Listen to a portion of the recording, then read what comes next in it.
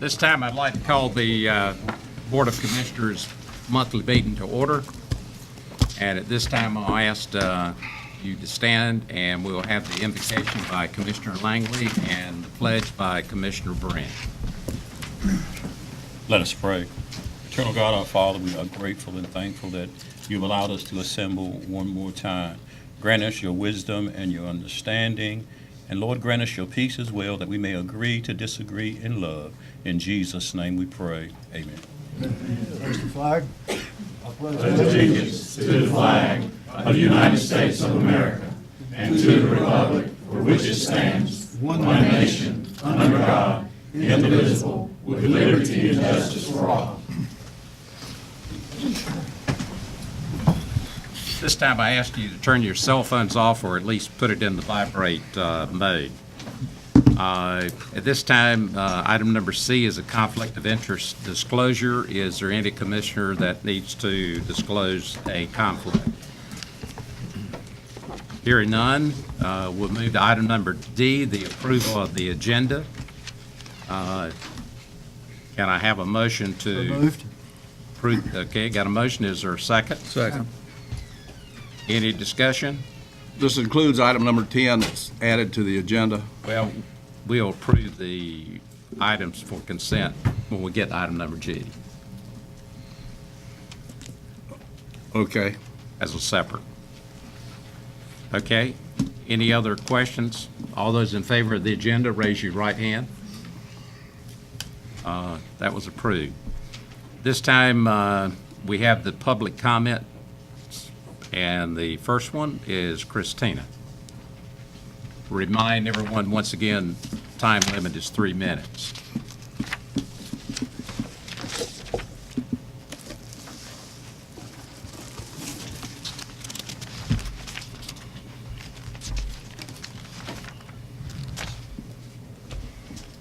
Do I start now? Yes, I'm sorry, I'm sorry. Good evening, Commissioners. I'm here tonight to make you all aware of another group of citizens in North Carolina facing the same threat of a solar facility in their backyard. A group of citizens in Denver, North Carolina, has been fighting a 5-megawatt facility for 5 years. I will remind you that the proposed solar facility in Terracea is 74 megawatts. It's a huge difference. The group in Denver has been to Superior Court twice, Appeals Court once, and just last month won for the third time defending their case. They also have the support of their county commissioners. Why?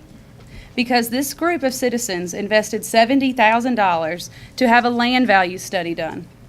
The results of this study, taken from various areas across our state, show that solar facilities can negatively affect property values by 25 to 50% within a 1-mile radius of the facility. The judge last month also cited this study as the main reason for denying the solar facility. We face a much bigger solar facility proposal in Terracea. Approximately 600 acres, 74 megawatts, and close to 300,000 solar panels.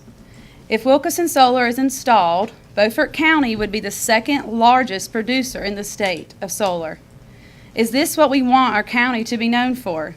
It seems to me our potential is much more given the abundance of natural resources. It also seems that the threat of losing more farmland is more probable than ever.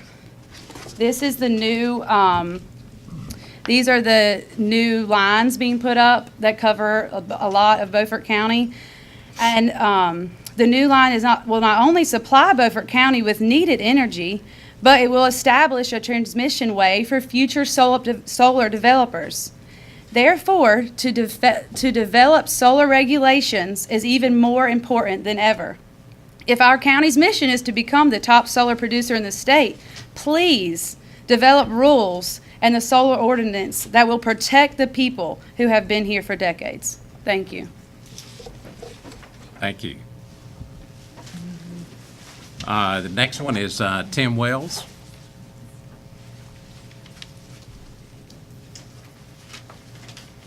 Good evening, Commissioners. I am Tim Wells. I am one of Corey Anderson's uncles, and he was also my friend. This very day, 1 year ago, Corey was transported to the hospital from jail, was diagnosed with dehydration, bilateral pneumonia, and sepsis. He would pass away the next day. We still wait for answers from the sheriff as to why he did not call Corey's emergency contacts. Would this be all right with you if it had been your son? No question answered, and now a year has passed.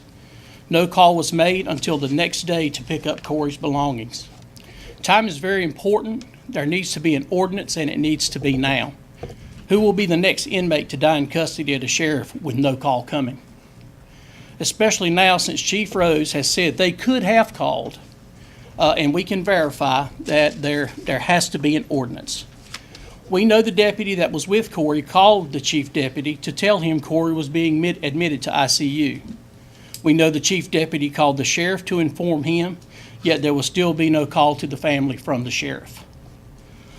We know on the early morning of the next day, May the 8th, the same protocol was followed when Corey went into respiratory failure, and no call came from the sheriff.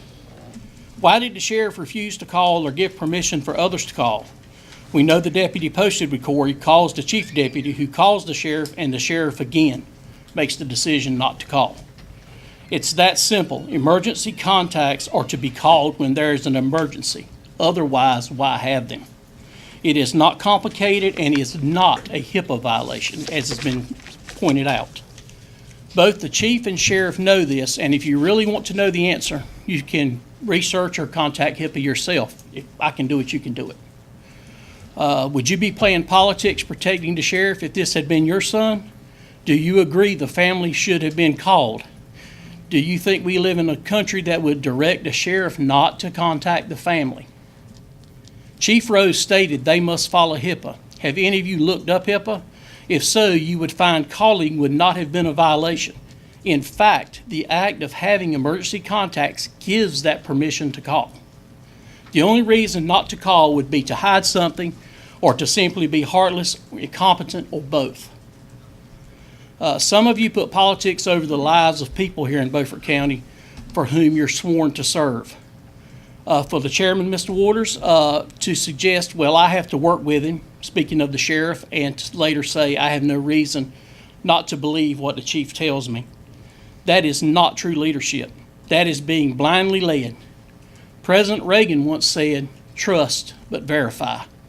Why are some of you so unwilling to verify, but so eager to blindly trust? Again, Chief Rose has said they could have called, so why didn't he or the sheriff call? Please take time to pass this ordinance now and stop playing politics with people's lives. Thank you. Next one, John Anderson.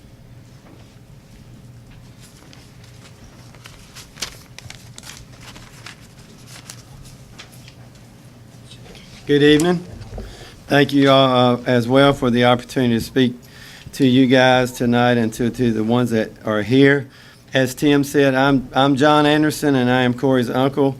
As Tim has stated, tonight is the 1 year anniversary of the day that Corey was taken to the hospital. No call from the sheriff's office was ever made, regardless of what anybody might want to say. No call was made until the day that the family was called to come and pick up his belongings, which is just wrong. After many attempts to get information and answers that we've been looking for, we're here tonight. We're back again. No call, no records for the 4th, 5th, and 6th days of the month before he would go in on the 7th. So no call, no records for 3 days before he went to the hospital, and no answers. So if people want to know why we're still here, simply put, that's why we're still here. We're looking for those answers. We've been referred to by as these people, and it's also been said by Commissioner Buzzio, and I'll state that tonight, you know it as well as I do, that this is all about politics. That was stated in our last meeting by you. And it's not all about politics. If it was all about politics, we'd go about it a whole different way. This is about a life. It's about the life of my nephew, Corey. Other than what you have said and some others have said, Sheriff Coleman himself has called my family stupid. He's called us ignorant. He's called us ignoramuses. He has said that. He said that to my son, Jacob, on Monday night in the Walmart parking lot. Among those things, he also said that he's not responsible for Corey's death. He made that statement. He made the statement that there ain't no higher up than me. Those are his words exactly. I quote them to you tonight. Again, in that same conversation with my son. And my son actually said that was the thing that stuck out in his mind the most, is that statement that there ain't no one higher than me. Why won't the sheriff step up and take responsibility for his actions? We've also been accused of being money hungry and again making this into a political issue. It's not about politics and it's not about money. It's about speaking up for Corey, because Corey can't speak up for himself. That's why I'm here tonight. That's why I'm going to continue to come back. That's why I'm going to continue to look for answers, and I'm going to keep on until I find those answers. It's about the life of Corey, who was 35 years old when he died in the custody of the sheriff. To you as commissioners, this is what I say to you tonight. As Tim has said earlier, it's time for you guys to act. I know that there's going to be on the agenda tonight the ordinance to pass that family members or emergency contacts are called when someone goes into the hospital. Now, 4 of you guys have already voted for a resolution. And my comment to you tonight and my recommendation for you is to be a man of your word, to stand up. If you can vote for a resolution that they be called, then my advice to you is to vote for the ordinance. Stand up and be the man you are. Speak up for the people of Beaufort County. Corey especially. Corey can't be here and speak up for himself. It was stated also by Mr. Langley in the meeting the other night when it was talking about how complicated all this was. He said it's not complicated. It's as simple as picking up the phone. I say the same thing to you tonight. There's no way that there's ever going to be any law in this country that says that you can't call a family member when somebody goes into the hospital because they're deathly sick. So I say to you guys tonight, do the right thing. Stand up and vote for the ordinance just like you voted for the resolution. Stand up for the people like you were voted and like you were elected to do. That's my comments to you guys tonight. That's the way I feel about it. Anything that I've said to you tonight, I can back it up with proof. And I appreciate your time of speaking with you guys tonight. That's all I got for you. Thank you. Thank you. The next item is Higher Heights Report. Loretta?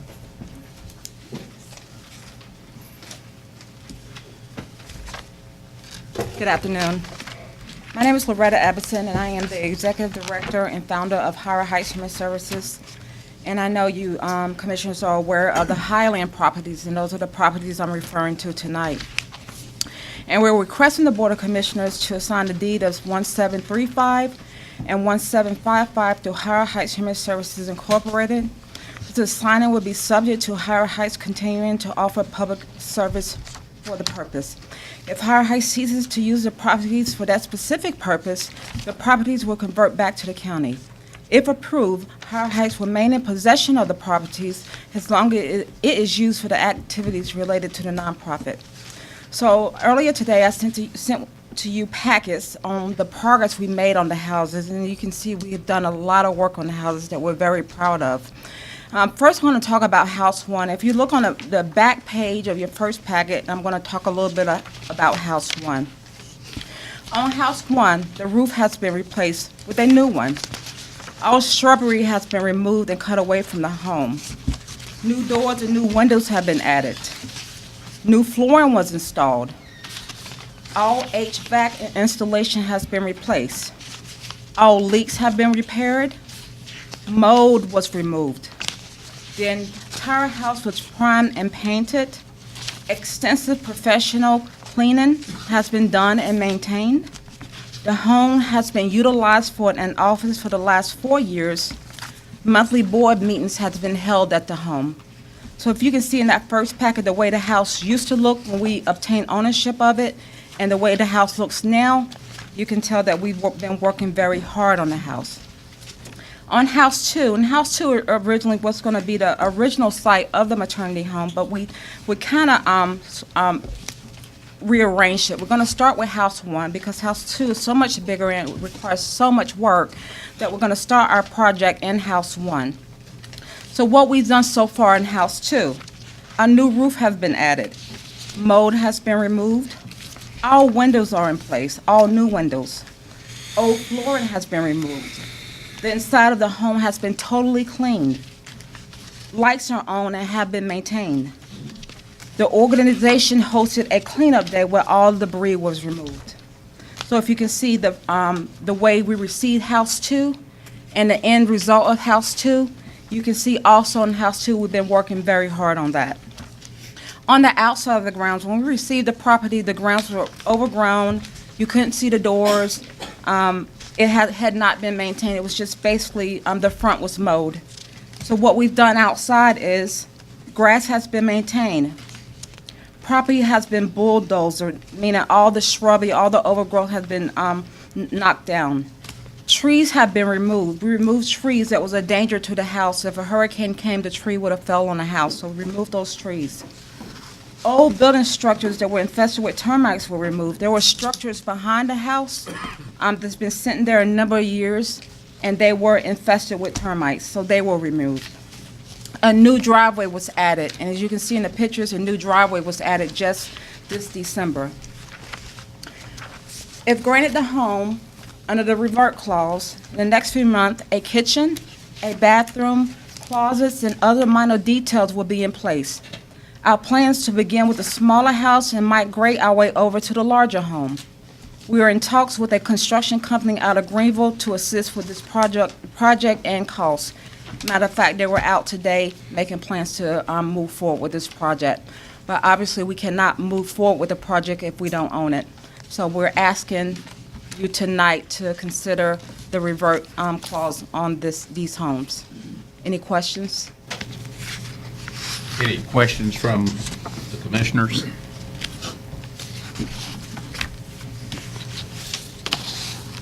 What is the status of our lease? Was it extended the second time? The one in the book here, the extension was for 3 years. Yes, you had the original lease and you've got an extension, and I think we're coming up on the end of that second extension, or the first extension.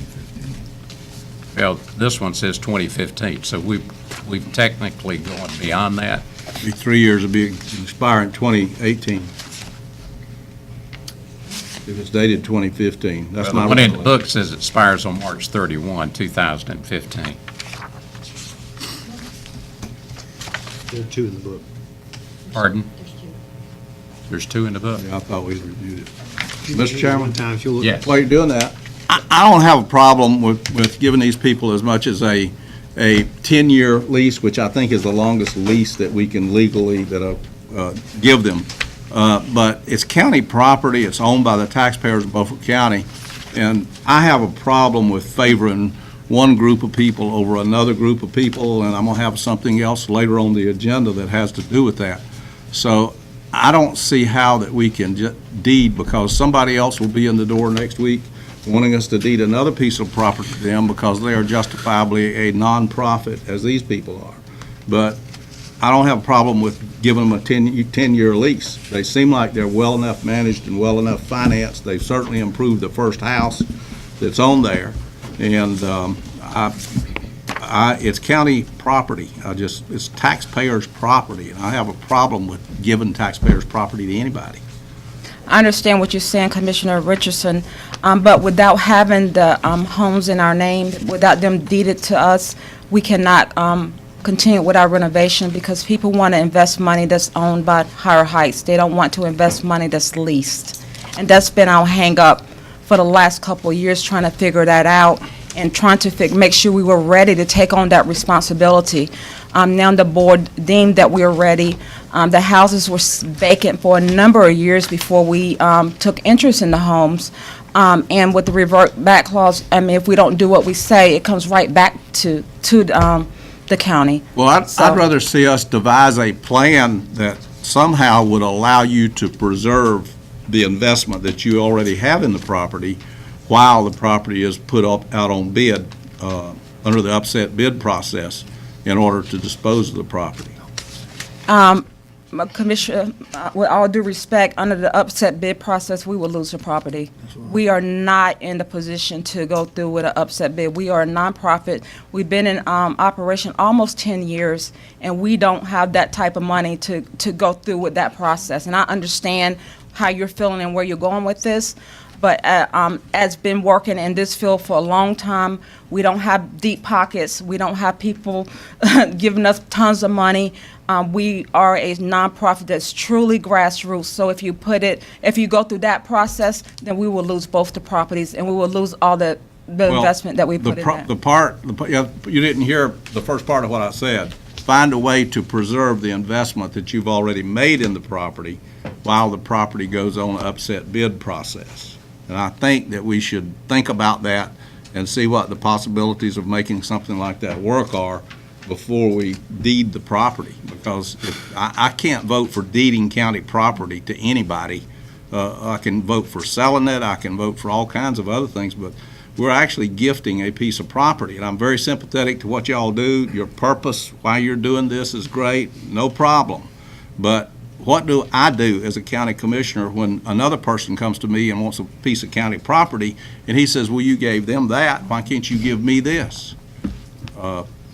That's where I am with it. But I think we should think about this and see if we can't devise a method. I got a question. Mr. Chairman. Yes, I'm sorry. Mr. Booth? Ms. Evans, what's the project that you're working on? What's the total cost of the renovation and everything that you're going to invest in this? We're going to invest probably at least $50,000 in House 1. In-house? That's with labor, amateurs, and donations. So at least $50,000 that we will invest out of our own pocket. And what would be the investment in House 2? Well over $200,000. Well over $200,000. Yes. Do you have investors and people to make sure you have those funds in hand? Yeah, we have people who are working with us to take this as a step-by-step process. Obviously, we don't have $200,000 sitting in the bank. I don't know if any nonprofit do. Maybe they do. I don't know, but we don't. But we are going step-by-step. We're going step-by-step to make this project come to life. It's been a slow process. It's been a tedious process. But I believe we're at the point now we have to make some tough decisions. Is it possible that you could do what you need to do with a 10-year lease, or is it not possible? Well, our grantors they're saying to us, and we can be joint owners with the county, but we have to be on the deed. That's what they're saying, and that's probably with any property that someone wants to renovate. You know, you have to own it. Are you looking at getting a mortgage? Is that why you're saying you No, have to own it? absolutely not. They want to know they're investing their money in something that's not going to go back to the homeowner. Okay. Commissioner Brand? I didn't understand. You said that as long as you do not own the property, you can apply for grants to help you with the Right, for the particular grants that we need is structural construction grants. They won't allow us to have the grants unless we own the property. They're not going to invest their money into someone else's property. So that's the brick wall we've been running into. You know, we can explain to them, we've been having this lease, and the county's been working with us. We've been doing all that, and with all that, we've been making small progress. But now we're ready to make big steps, and only way we can make big steps is taking ownership of the properties. Why can't the grants be applied for in the county's name and us lease it to you?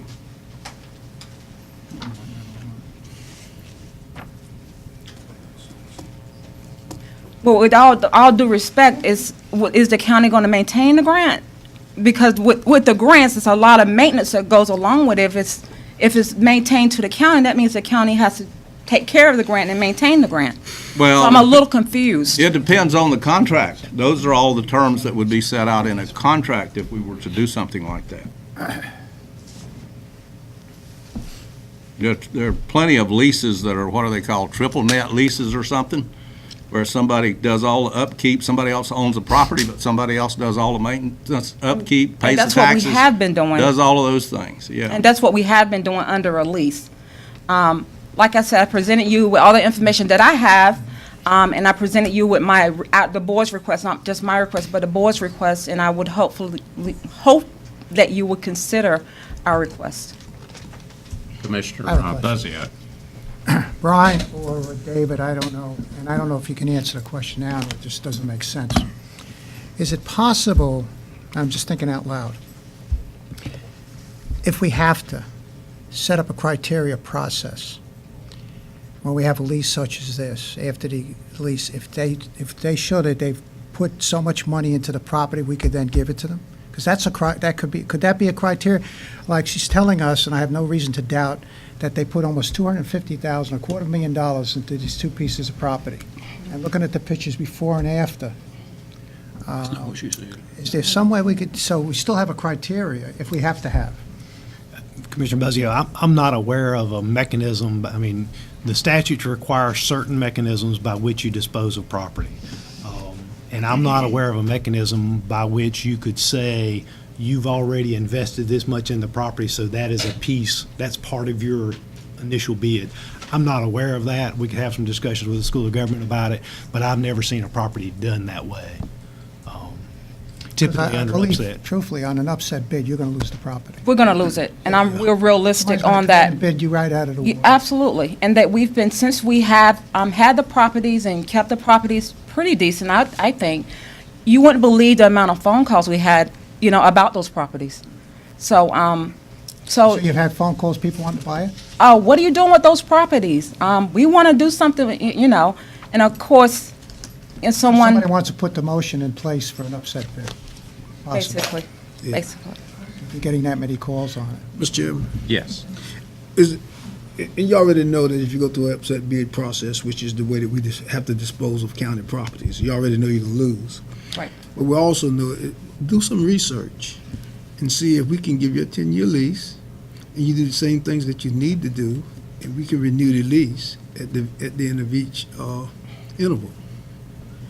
So it'll still be up for 10 years. I mean, this time you had it for 3, is that correct? 3, that's 6. Do it for 10. And you can still lease it at the same rate that you're leasing it now. But the problem still remains that we don't own it. Yeah. And it still puts I understand what you're saying, Commissioner Booth, and it still puts kind of a brick wall up in our plans. But the thing that scares me, and this is the way we're gonna have to do it, you won't own it if we go through an upset bid process. You won't have nothing Right, for your organization. right. They're gonna bid you right out of it. Oh, I know, I understand that. I understand that, and that's why we entertained the revert clause. I don't know if that's something, Mr. Alligood, that I know that you have brought to our attention, and that's why we went this route. For the board's information, General Statute 168-279 allows the board to deed property to a nonprofit agency, real or personal property, they are authorized by law to appropriate funds to. As long as that nonprofit agency is providing a public purpose in which you're allowed to provide money to, then you could deed that property with a deed restriction that requires that property to revert back to the county if that nonprofit ceases to provide that public purpose.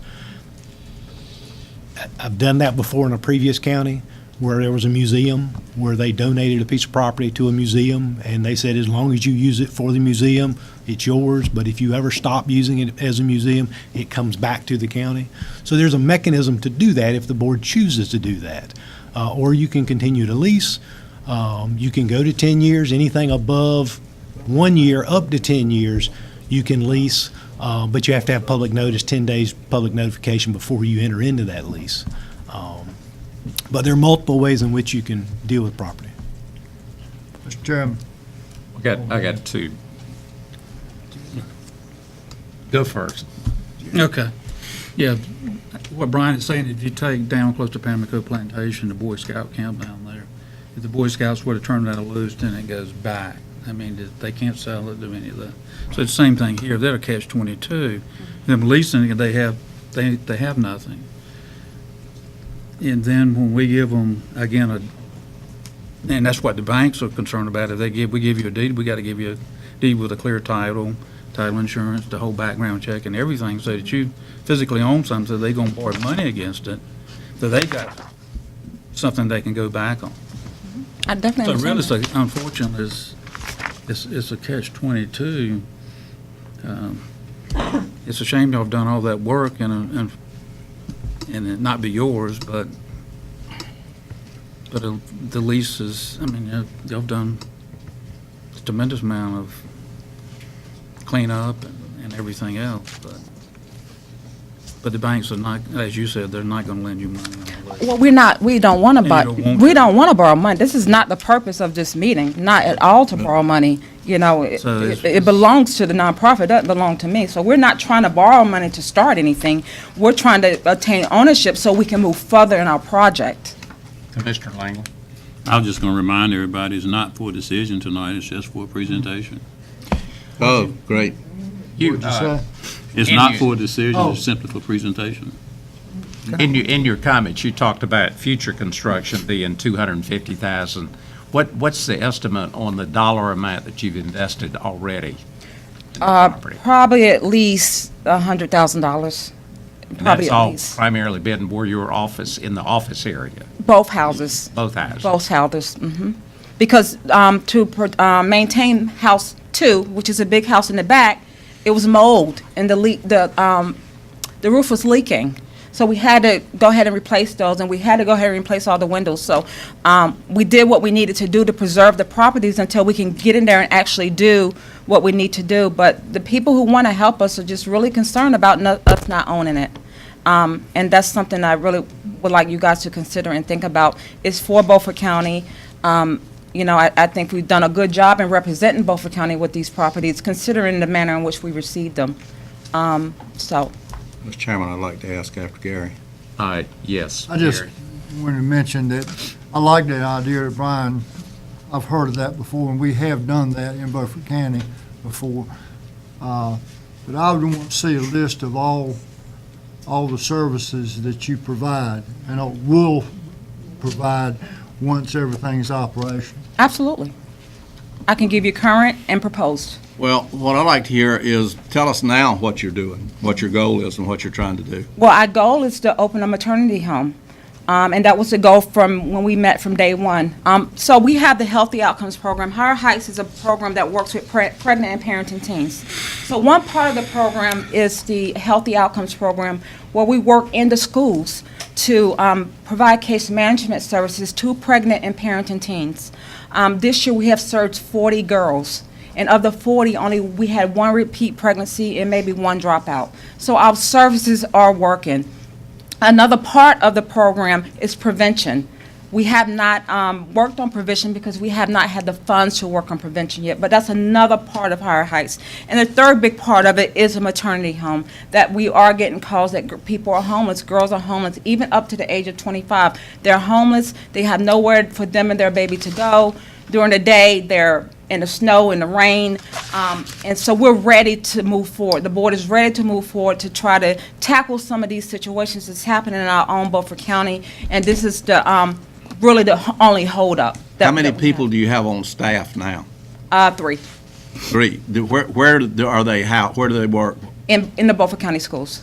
They are housed in the schools. They have offices in the schools. We have one office in the school, and the other office is in House 1, which is where I am, and then we have an intern. What is the source of funds presently? Well, you guys help us, and we get money from Vidant, we get money from United Way, we get money from Jonathan Havens, and we get money from Wells Fargo. But the bigger monies that we want to get, we have to have ownership. Is there any other I just questions? have one question. What section of the law was that?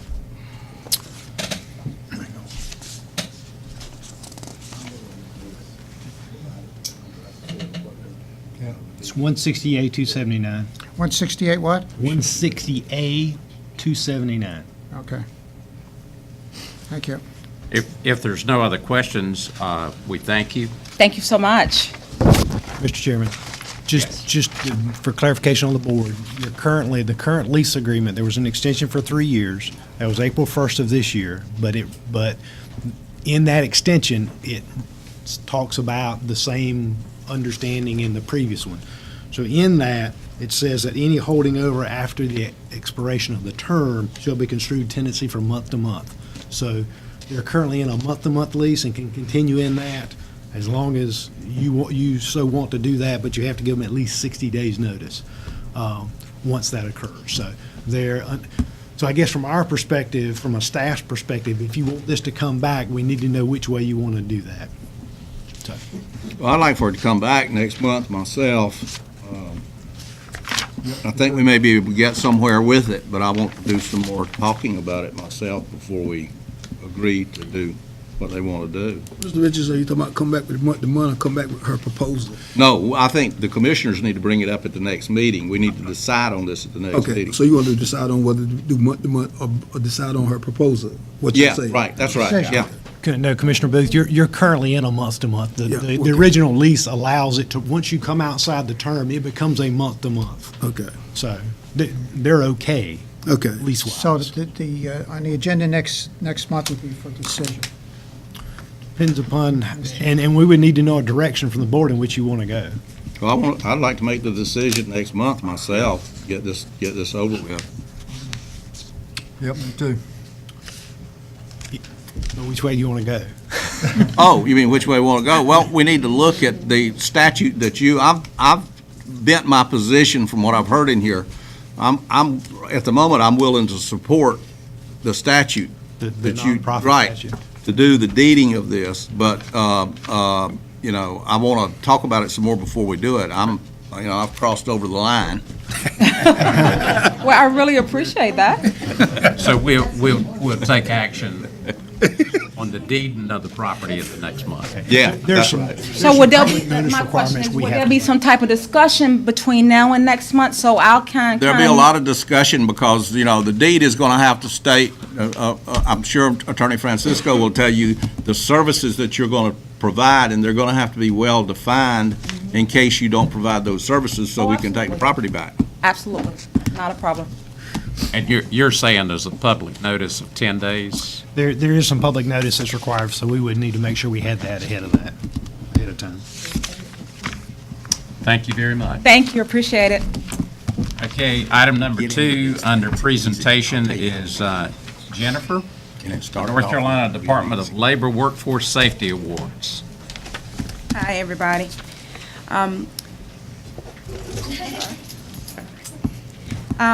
The North Carolina Safety Award ceremony is held each year, and is where Cherie Berry, the Commissioner of the Department of Labor, goes and recognizes all different counties for private and public firms that are throughout North Carolina that have achieved and maintained a good safety record. Basically, you have not had any fatalities. You have maintained an incident rate of at least 50% below the average for that particular industry group. We receive 4 awards. There are 2 levels. There's gold and silver, and we actually received 2 gold. And that was for, we received gold awards, and that's for the 2nd consecutive year. And that was for DSS, Beaufort County Health Department, the administrative offices, and emergency services. I will present these awards to each one of the departments by sending them their certificate to be posted in their department in our office mail. Any questions? Thank you very much, Jennifer. Congratulations. Once again, that's the administrative offices, Department of Social Services, the emergency services, and also our health department. And speaking of our health department, James, you're up with our community health assessment. Your safe health department's here.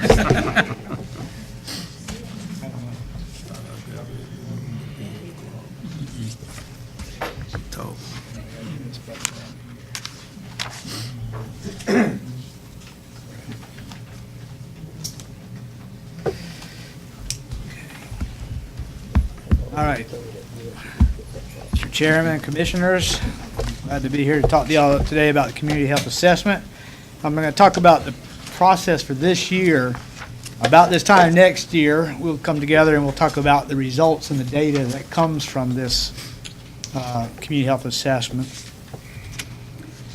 Here's a picture of our present community health assessment. We've got a hard copy here as well. But a lot of times people want to know what a community health assessment is, and I kind of use analogy sometimes to figure these things out. And I think that when you want to build a house, you got to go there and you have to assess the land before you build that house. You have to look to see how many trees are there, the slope of the land, the soil types that are there, can hold a septic system, how far it is to the neighbors, how close it is to a hog farm or whatever you want to do. You have to make your assessments on that land. And then another analogy I use is when you go to the doctor and you have a health problem or health issue, first thing the doctor is going to do is sit you down and assess your history and the symptoms and stuff like that in order to come up with a plan.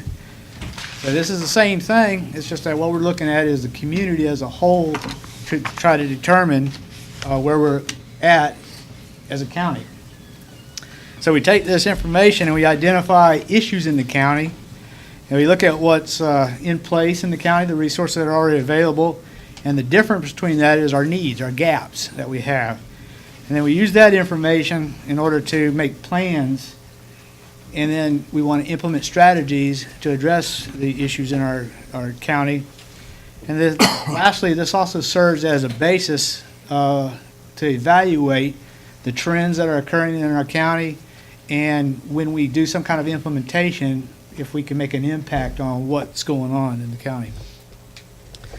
So it does take everybody in the county, the whole community, to get involved. The health departments, all health departments in North Carolina, and nonprofit hospitals are required to do community health assessments. And so, even if it wasn't required by law, it'd be the right thing for us to do in order to do what I said earlier about assessing the community to see what problems there are. So we have joined with Vidant to do the community health assessment, and we asked for help from a lot of partners in the community. We partner with a lot of organizations to try to get the request for the assessment to come back into us, and then we asked for the people of the community, the county, to please fill out the surveys and stuff. I'm going to talk a little bit about that in a minute. But we need the community, the population as a whole to try to, not as a whole, but as a good sample size, so as many people as we can to come in and fill this form out for us. So we are scheduled to do a community health assessment every 3 years. And it's important in between those 3 years for us to look at where we were and where we want to go, and then all the strategies that we implemented on the way. So the between years for the community health assessment, that's when we do the SOTS report, which is the status of the county's health. And y'all have seen those a couple times over the last couple of years where we talk about the strategies that we implemented from the last community health assessment. So after we do the community health assessment, we will come up with you and follow up with more SOTS reports. So the community health assessment is made up of some different sources of information. One is the community health survey, and I'm going to talk a little bit more about the survey next, but that's important for primary data because this is where we ask you the information and you give us back the answers to where you stand on certain issues that we've identified. We also have focus group input, and speaking of the community health assessment, Janelle Lewis back here, she's our health educator. She's the one, my point of contact for the community health assessment, and she's going to be conducting focus groups throughout the county. And when we do that, the community will be invited to come in and they'll discuss issues that they have in the county when it relates to health or other determinants of safety and issues that you might have. We also have some resource guides that we'll implement into there. These are usually guides that have suggested standards. A good example would be Healthy 2020, so it tells you what level you should be at any one time to be in a healthy state. We also have other surveys that we look at. A good example is the behavior risk factors surveillance, which the CDC does, and that data also goes into the community health assessment. And lastly, we have secondary data, which like the Center of State Statistics and the U.S. Census Bureau, education system, they all have data that gets put into that one community health assessment. So when we're all done, all this information that we're talking about is going to be in one guide, similar to what we did in 2014. This is going to be a little bit different because this year we joined with the Foundation for Public Health Innovations and with ECU and with other counties and hospitals in the area. So this shows you all the counties that are going to be involved in this regional effort. So you can see we're covering quite a few, 32 counties in all is what we're going to be covering. What this does is allows us to compare the data better with our communities, or counties next to us. And then it also allows counties next to us that have the same issues to join together to address any common issues that come up. Good example is the opioid issue that we have right now. We've joined with MTW and Hyde County to make a regional effort to address that, and I think we're safely to say we got some funds for that to come in and help us a little bit. That's just one example of how doing something in a regional capacity helps. The good thing is that we'll be able to look at all the region, but we'll also have Beaufort County data. So we'll be able to just to pull out Beaufort County and look at the issues that we have in our county. In order to do this, we worked with the regional group to hire a private technical-led business processing company that was called Conduit to do the survey and compilation of the community health assessment. Conduit used to be a company of Xerox. It was part of Xerox at one time, but they broke apart, and they got like 93,000 employees, so they're a pretty big company out there. And what they're going to bring to this for us is going to be the experience for analyzing and looking at data. And they're also able to take all those data sources I showed you and update it. So it's not going to be updated every 3 years like we do right now. They'll be able to update it when it comes from that source. So it could be monthly that it's updated. And so it'll be much more accurate and more reliable for the time period. All for less money than we spent on the last one, by the way. That's a good thing to hear, right? That's what another thing about regionalization helps with that.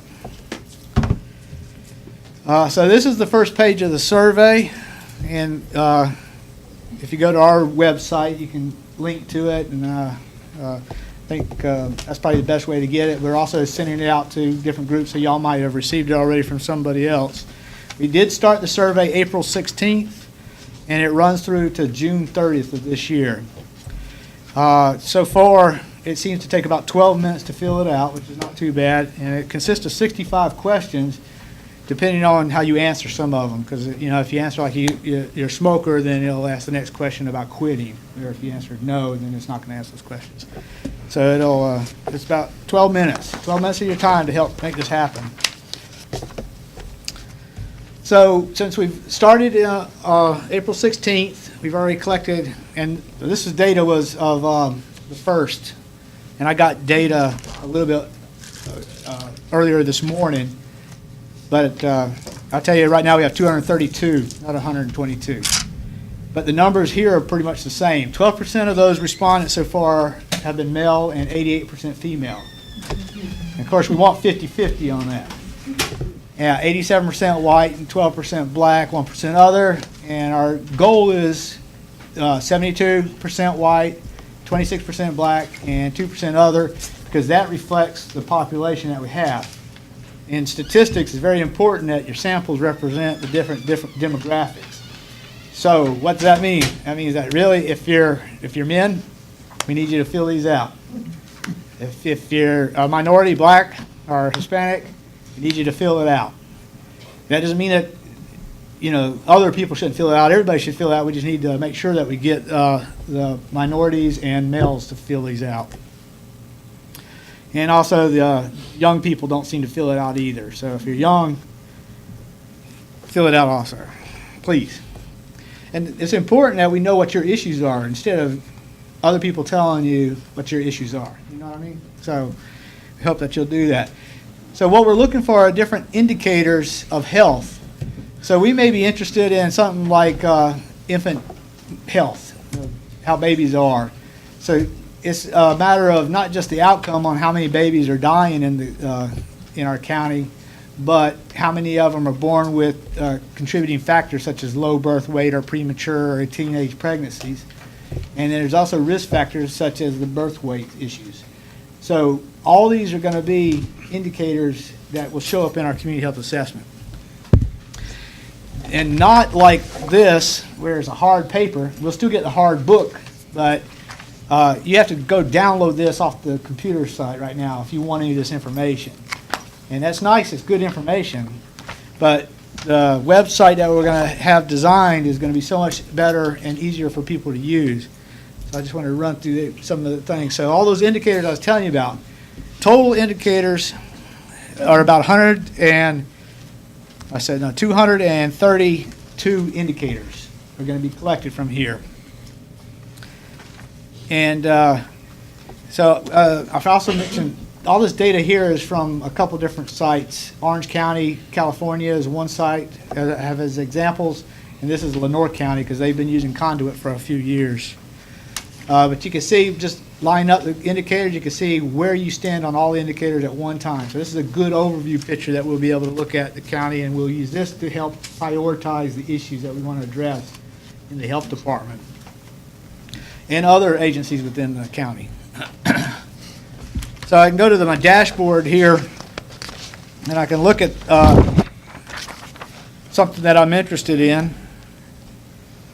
For example, here I'm trying to look at cancer. So I go to the dashboard, I look up cancer mortality rates, and I'll get something that looks like this. This is age-adjusted death rate due to cancer, and I'll be able to determine the trend is going down. I'll be able to see how it compares to other counties in our state. I'll also be able to look at how it compares to the last community health assessment, all with a real quick visual. So that's very helpful for anybody to look at.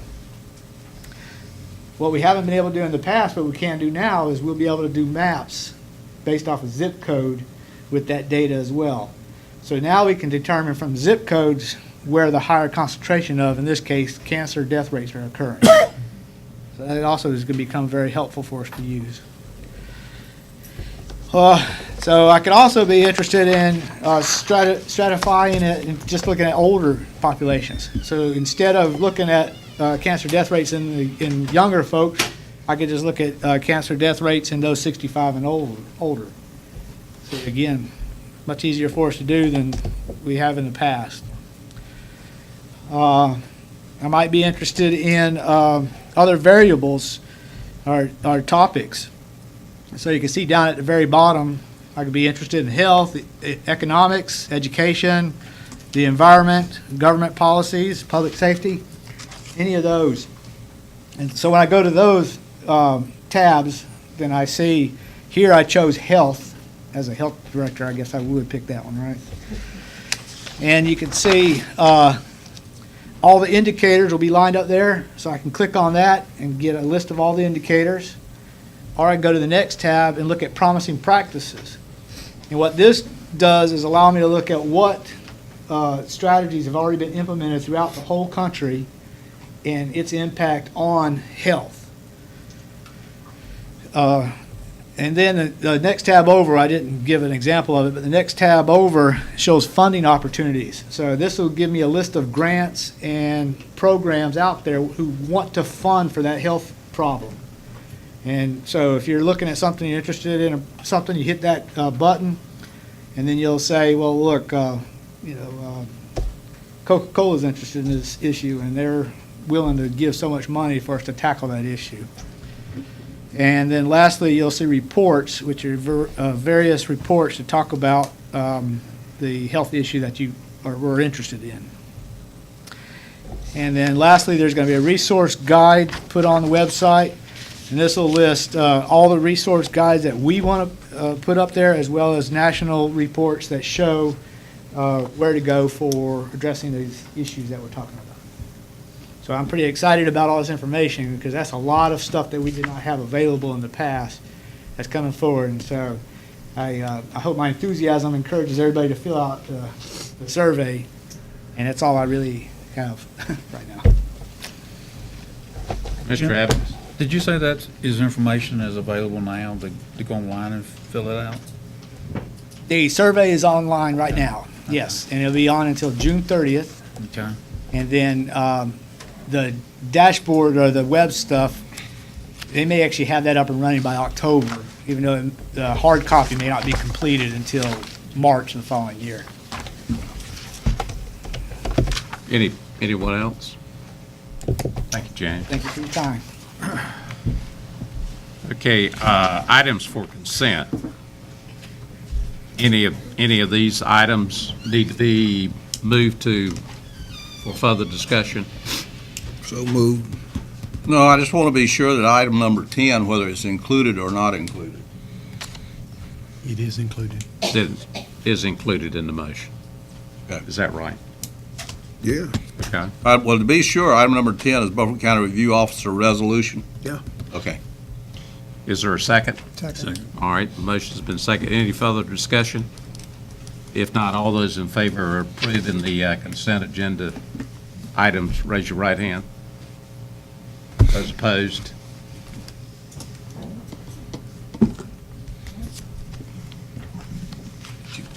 Yeah, I voted against it. Okay. I always vote against the If I consent look this agenda. way, your hand was down when I. No, I had my hand up. I'm sorry. Okay. I'm against. I always vote against it. All right, Consent agenda. we're down to Section H, items for discussion.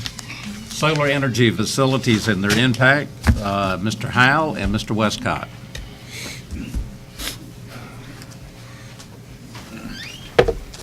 Can I close this? Can I close this computer? Yes. Thank you. I'm William Westcott. I'm an environmental consultant. The Terracea community asked me about last summer to come and just kind of keep an eye on the environmental review and the environmental permitting associated with the solar company proposed project. And the two main issues I have followed and tried to voice in this meeting last summer and again in the Utilities Commission meeting in March here in the courthouse have been the jurisdictional determinations. Have they been done on site, as well as the blue line and buffer issues associated with all the farm ditches that are out there? I had been talking with the Corps of Engineers, and they had not, the field agent for the Corps of Engineers for Beaufort County was not aware of anything. The company finally did send their consultant and have a testimony done back in April 5th of this year, if you have that document. I'm glad they did provide a document that said that, yes, they did coordinate with the Corps of Engineers. That sounds good, but you need to read what that coordination was. When you look at the letter that they sent and the meeting and the docket or the testimony of the consultant, all they did was to have a meeting to go over the procedures or the methodology in which to do an evaluation. Afterwards, according to the testimony, the consultant did go out there, do some field work, and then submit the results to the solar company. Didn't submit the results to the Corps of Engineers, which is kind of odd. Why you would invest in multi-million-dollar project, do an evaluation, but not submit the results to the Corps of Engineers for verification. So anyway, the company took the consultant's information, designed the project, and the Corps of Engineers has not seen any of the results as of 1:40 this afternoon. Because I talked to the Corps of Engineers on the phone at 1:40 this afternoon with the field Corps of Engineers representatives for Beaufort County, and as of today, they still have not received any package from the company or the consultant for them to verify the environmental findings of the solar company's consultant. That's interesting. Because if you go to the Corps of Engineers website, which I did, it talks about getting a jurisdictional determination. The jurisdictional, and I pulled it right off their website, so I'm just going to read one statement off of this particular page. The jurisdictional determination process is essential when investigating, planning, designing, or submitting an application for a permit from the Corps of Engineers to determine if the proposed work will occur in wetlands or waters of the United States. Now, going about getting a jurisdictional determination, it's also posted on the Corps website. The Corps of Engineers recommends, because they don't have the staff to do all the projects that are out there being requested, so they actually recommend that applicants go get an environmental consultant to do the work. Good, the solar company did that. But it also states to coordinate with the Corps of Engineers to verify the delineation. The company has not done that yet, but yet they are moving forward with the project. The next issue that was I've been bringing up is the buffer issue with blue lines. The testimony of their consultant, I'll read you the question that was asked during this testimony. Did you identify any natural watercourses that would be subject to the Tar Pamlico buffer rules? The answer, Broad Creek Canal is the only natural waterway identified during the wetland delineation. The canal is located off-site to the southeast. The last statement is important here. The project is cited to be in compliance with the Tar Pamlico buffer rules. Sounds good. If you read that, take it at face value, it says, well, they've done the work. But be very careful, but they've been very careful and selective in their wording. The question was, did you identify any natural watercourses within the project area? There's no natural watercourses in the project area. But if you take a topo map, there's 4.5 miles of blue line ditches in or immediately adjacent to the project site. Now, I gave a call to North Carolina Division of Water Resources. Anybody can do it. I talked to their field staff. I said, I just want a clarification to make sure I understand this correctly. If I pull up a topo map and it shows blue line ditches out here, do they have buffers on them? They said, if you pull up a topo map and it has blue line ditches, then you are to automatically assume they are waters of the state and have an associated buffer until such time that our staff members can get out there and verify otherwise. The company and its consultant have not sent anything that I am aware of to the state of North Carolina Division of Water Resources to ask for verification of blue line ditches or buffers on those ditches. 4.5 miles of blue line ditches, approximately 39 acres of buffers within the project area, and the company has not asked for verification. But yet they have moved forward with the planning process.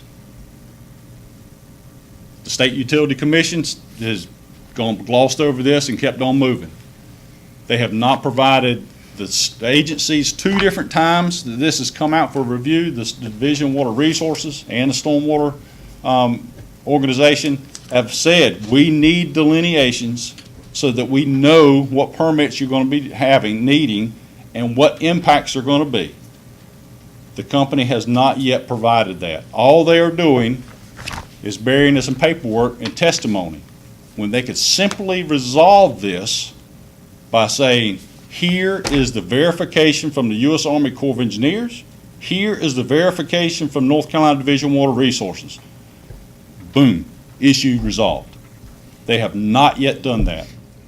And those 2 organizations, those 2 agencies have not received anything from the company's consultant asking for verifications.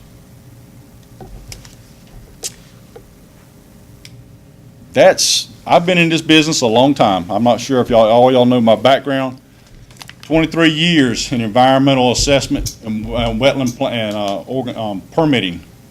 7 years with the state, 12.5 years with the Corps of Engineers, 3 years as a private consultant. I'm not new to this process. I know the process. I know the procedures. This company is being very evasive in sharing information, and I don't know why. You ask them for information, and they give you testimony. They bring a consultant from Michigan to do an evaluation in eastern North Carolina.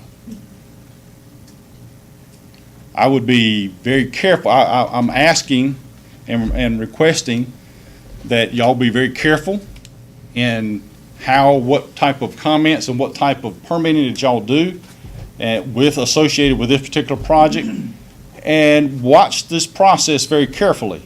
If you have the opportunity to submit comments as an organization, as a government body, to any of these permitting processes that they have to go through, then I recommend that you do so. Voice your concern to the local the state and the federal agencies that are issuing permits for this process. Thank you. Mr. Chairman. Let's let Fred, Oh, okay. let them finish, and then we'll go to the questions. Good evening, Commissioners. I'm here tonight to represent my family, relatives, and many concerned friends and our disbelief of the atrocities that we are potentially threatened by with the invasion of this solar facility that will have no economic benefit to our pristine county that you men should be helping to protect us from as stewards.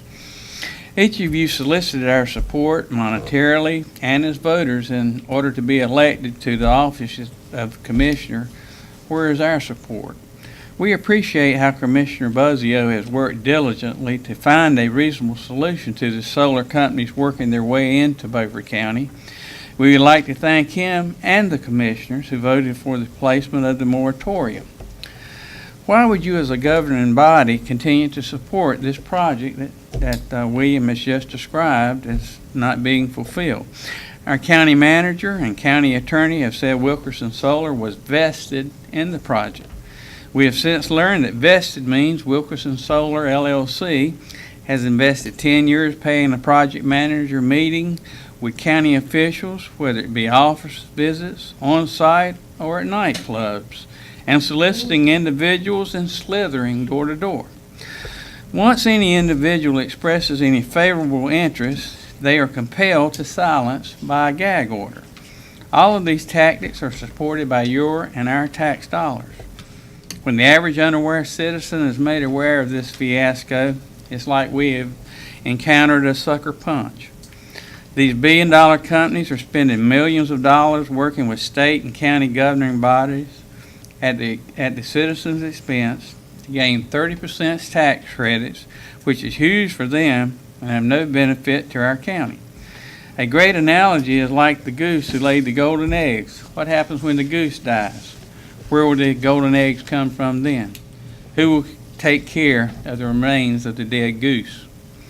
Most recently, evidence showed that the solar panels contain dozens of hazardous materials such as Gen X and caminide, and you can find this chemical mentioned in Cook's letter as stated in the recent NC Utilities Commission hearing by one of the Enbridge paid experts. Why isn't there more concern over the well waters in the community and the possible contamination?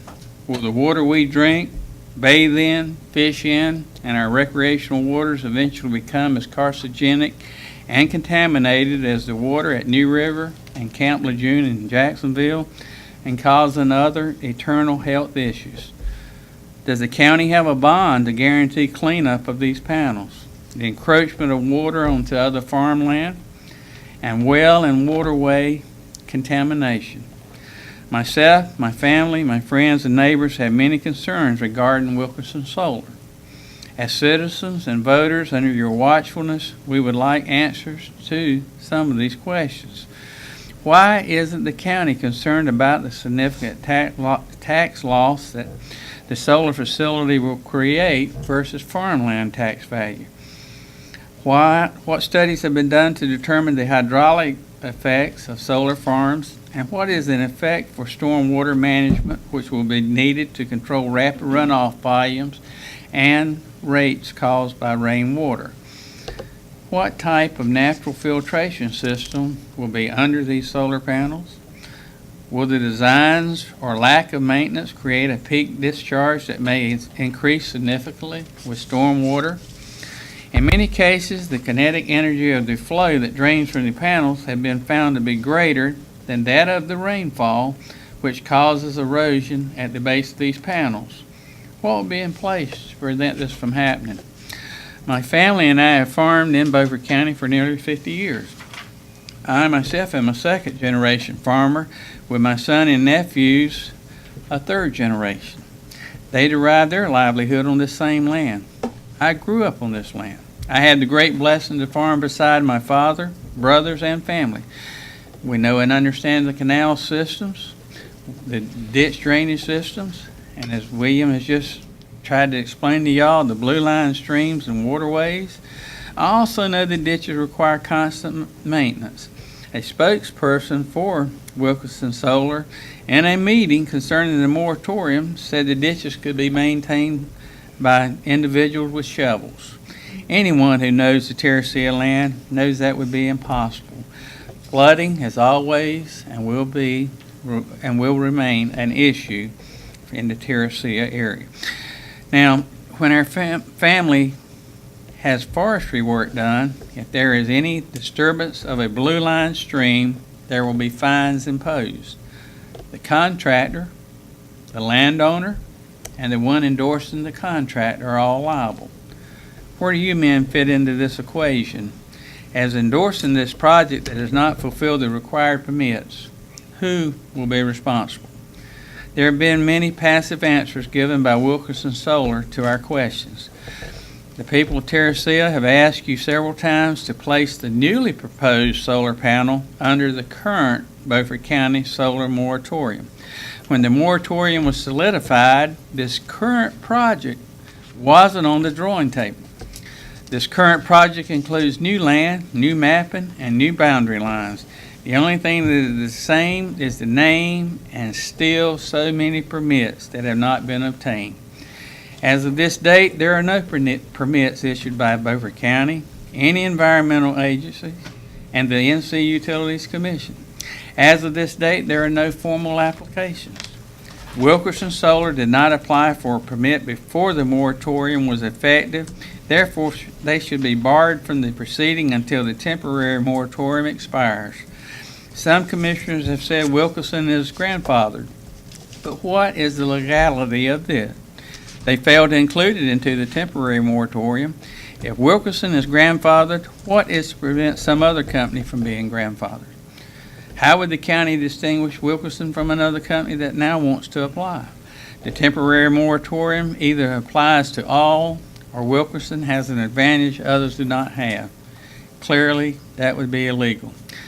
The temporary moratorium must be strictly construed and taken at face value. The temporary moratorium says nothing about exemptions except those where a permit has been applied for. Notice of intent, vested interest, land deals, and leases are not specifically listed. The issue then becomes how the temporary moratorium is to be interpreted. We argue that it carries the weight of law and it is to be strictly construed. Thus, any grandfathering must be based on the requirements of the wording of the temporary moratorium, not what was said by someone. Unless a temporary moratorium specifically grants the power to make an exception, then Beaufort County has no lawful authority to make an exception for Wilkerson, no matter what anyone said. We also asked for a letter to be written to the North Carolina Utilities Commission requesting that they deny the Wilkerson Solar LLC permit. Terracea.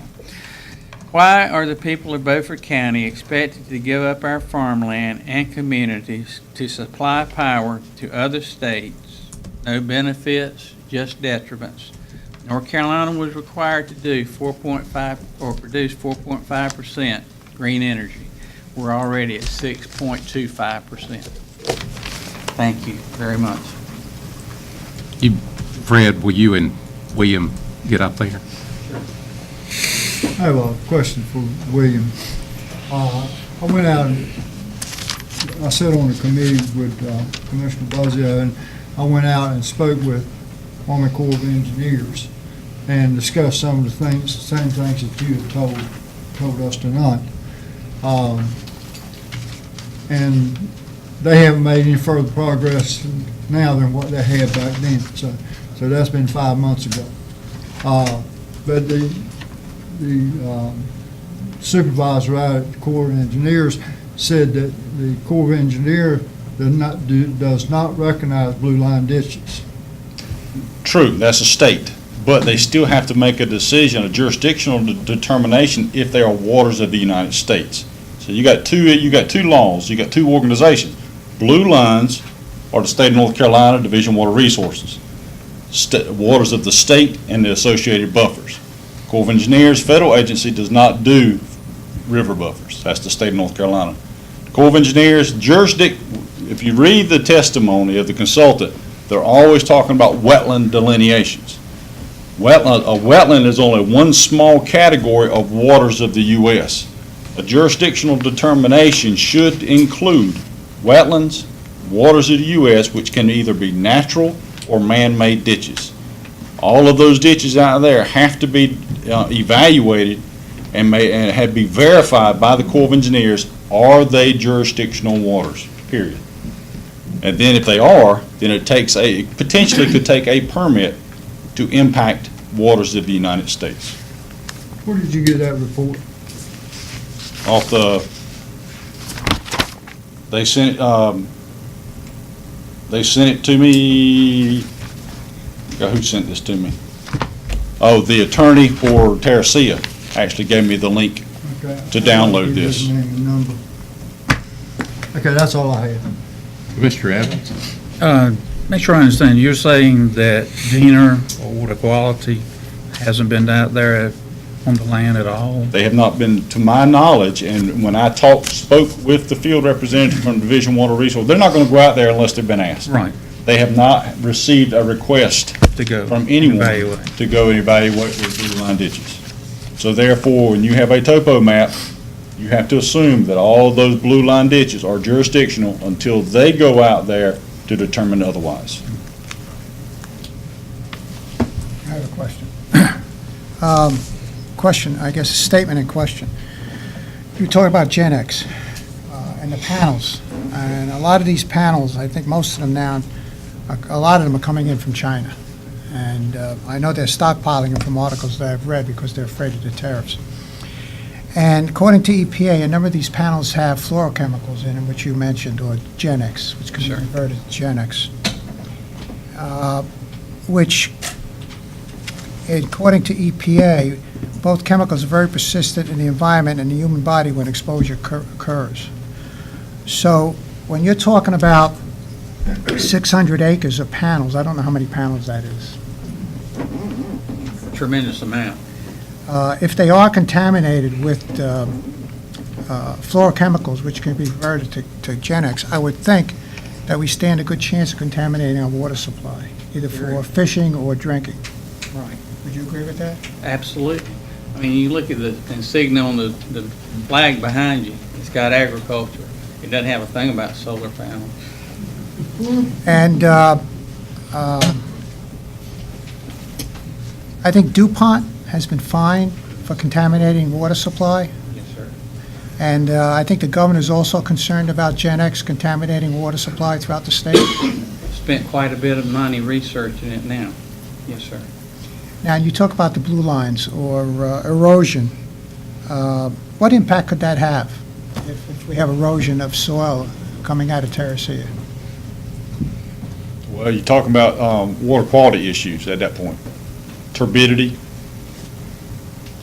muddy water, the erosion really is not probably, as far as impacting the creek system farther down, that probably most likely may not be any more than what the current practices are right now. So, I mean, but you would need someone that was specialist in stormwater and stormwater runoff for that. And that, I wasn't requested to look into that. I know one of the things the committee's been talking about is obtaining from the company the chemical makeup of panels. And so it's something we don't have the authority now in the current ordinance, but it's something that we're looking at in the new possible ordinance of requiring some certification. You know, what's the chemicals in them, and are they dangerous? Can they be converted to Gen X? Issues such as that, as we're beginning to look at now. And I do know from other articles that I've read that you have to be careful because they may say one thing in their plans about a particular panel and the source of the panel, and then when they actually get into construction, they change panels because they get a cheaper price on or something. I don't know if have you heard anything about that? Well, Commissioner Bcbc, like you were saying, these are manufactured. You're talking. No, go to the mic. Oh, I'm sorry. I can't hear you. Commissioner Bcbc, as you were saying, these are manufactured in China. China has a ban on them that they cannot be erected even in that country. So why would, they have a ban if they were so safe? Thank you. Mr. Evans? Were you aware of the 185 megawatt solar farm that's in Bertie County? It's going to be about 1,700 acres. No. What's interesting on this particular process is the last meeting we had in March, the Utilities Commission's here, that was here. We have that meeting, we voiced our concerns, and then the Utility Commission was going to have a hearing, but they had already closed the speakers. So the company had the opportunity to hear all of our concerns, and they had already signed up all their speakers to provide testimony. But there was no way that we could sign people up to rebuttal what they were saying. So this right here packet is all from consultants for the company. There's nobody else in here providing information to be able to rebuttal them, even though they sat in here to hear our concerns and then went back to Raleigh to give the report from their people, and with none of us being able to go and share. Do you know why that happened? No. Don't. Any guess why that happened? No, sir. Any other questions?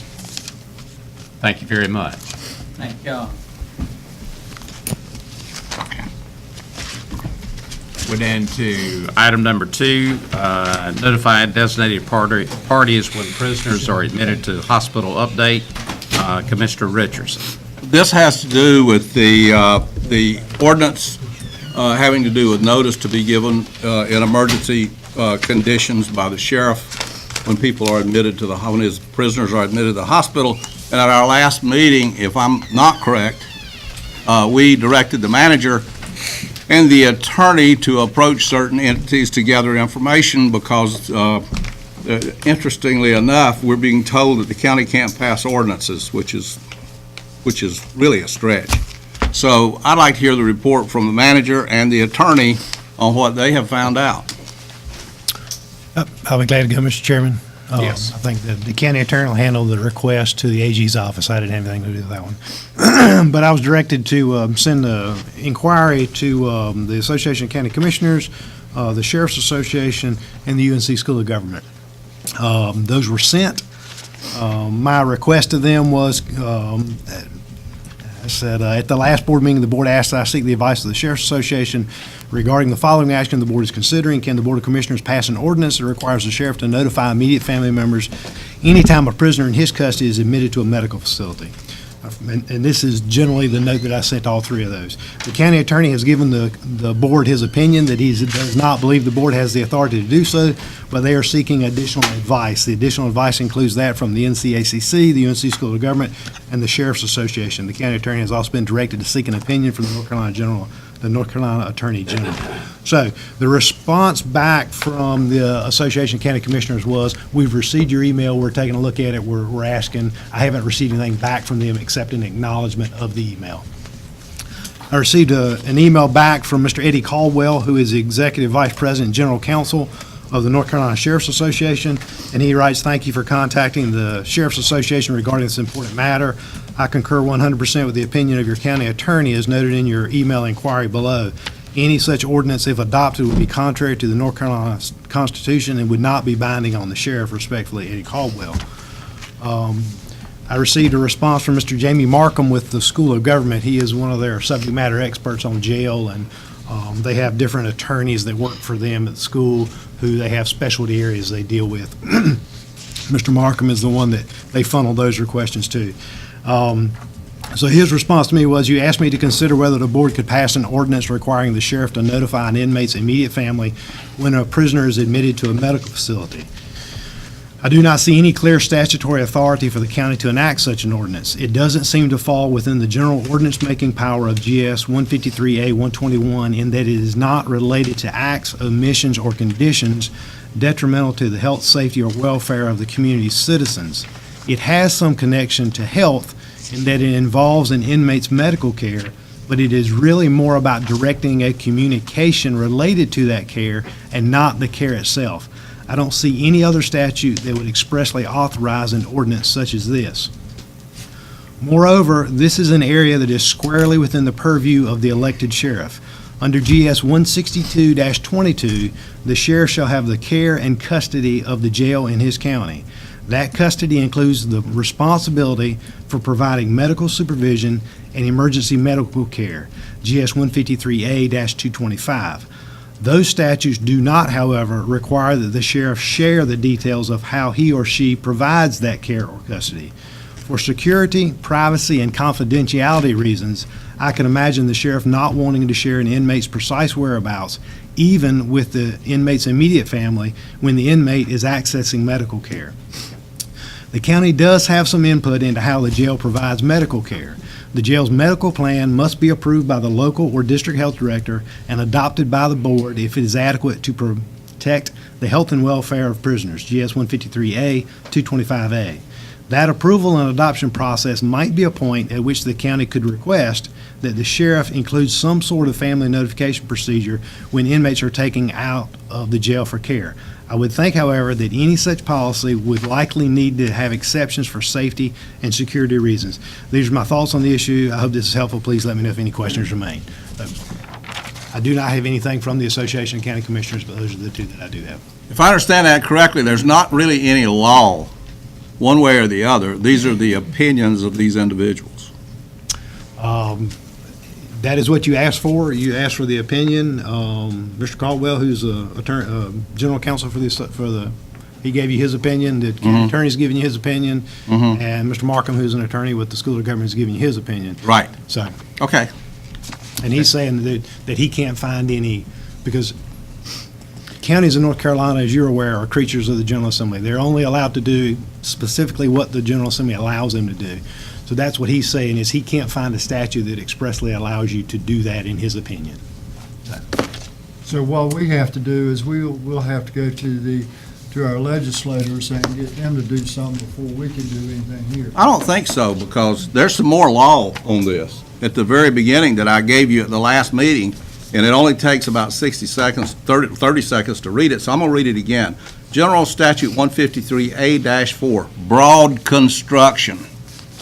It is the policy of the General Assembly that the counties of the state should have adequate authority to execute the powers, rights, duties, functions, privileges, and immunities conferred upon them by law. That includes the people that are elected in the county. That includes county commissioners and sheriffs and everybody else, because we're the only people in the county that can make law, and it's called a local ordinance. When you do this, local law is an ordinance.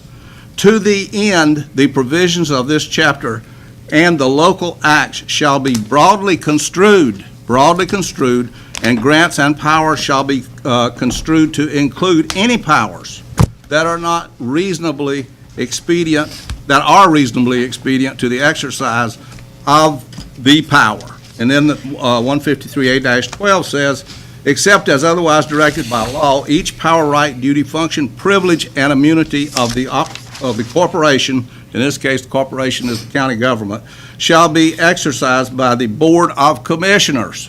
It says who's supposed to do it. A power, right, duty, function, privilege, or immunity shall be carried into execution as provided by the laws of the state. A power, right, duty, function, privilege, or immunity that is conferred or imposed by law without direction or restriction as to how it is to be exercised or performed shall be carried into execution as provided by ordinance or resolution of the Board of Commissioners. Now, what the commissioners have done, we've did a resolution to pass an ordinance.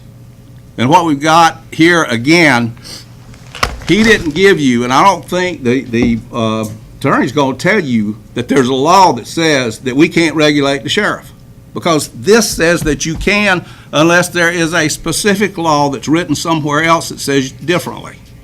Now, the guy with the Sheriff's Association is rabid. He tells sheriffs you can go out. He's the guy that's telling Ernie that he can do whatever he wants to do. So you have to understand where that's coming from. Ernie's paying him. He's not going to write you something that's going to go against Ernie. okay? So you're sitting here with a situation where these guys are telling you, we don't have any power to do this. But the state law says this is to be broadly construed. We're responsible for running the county. The state doesn't want to come down here and run the county. That's why you have county commissioners. It is our job to see to it that things are properly done in the county. And I don't believe there's a human being in the state of North Carolina that will tell you we have done the wrong thing when we pass an ordinance that says the sheriff is to notify the family or whoever the person has designated if he is admitted to the hospital. I don't believe there's anybody that's going to go against that. It's just common decency. So now I'm ready to hear from the county attorney. I wrote the North Carolina Department of Justice on April the 24th. I have not heard back from them yet. I don't have a response. And as you know, we discussed this at the last meeting. I brought to your attention at that time the general statutes that bear on this. The jail is under the purview of the sheriff, so you're going to run into that same problem that has come up numerous times about the commissioners telling the sheriff what to do about the jail.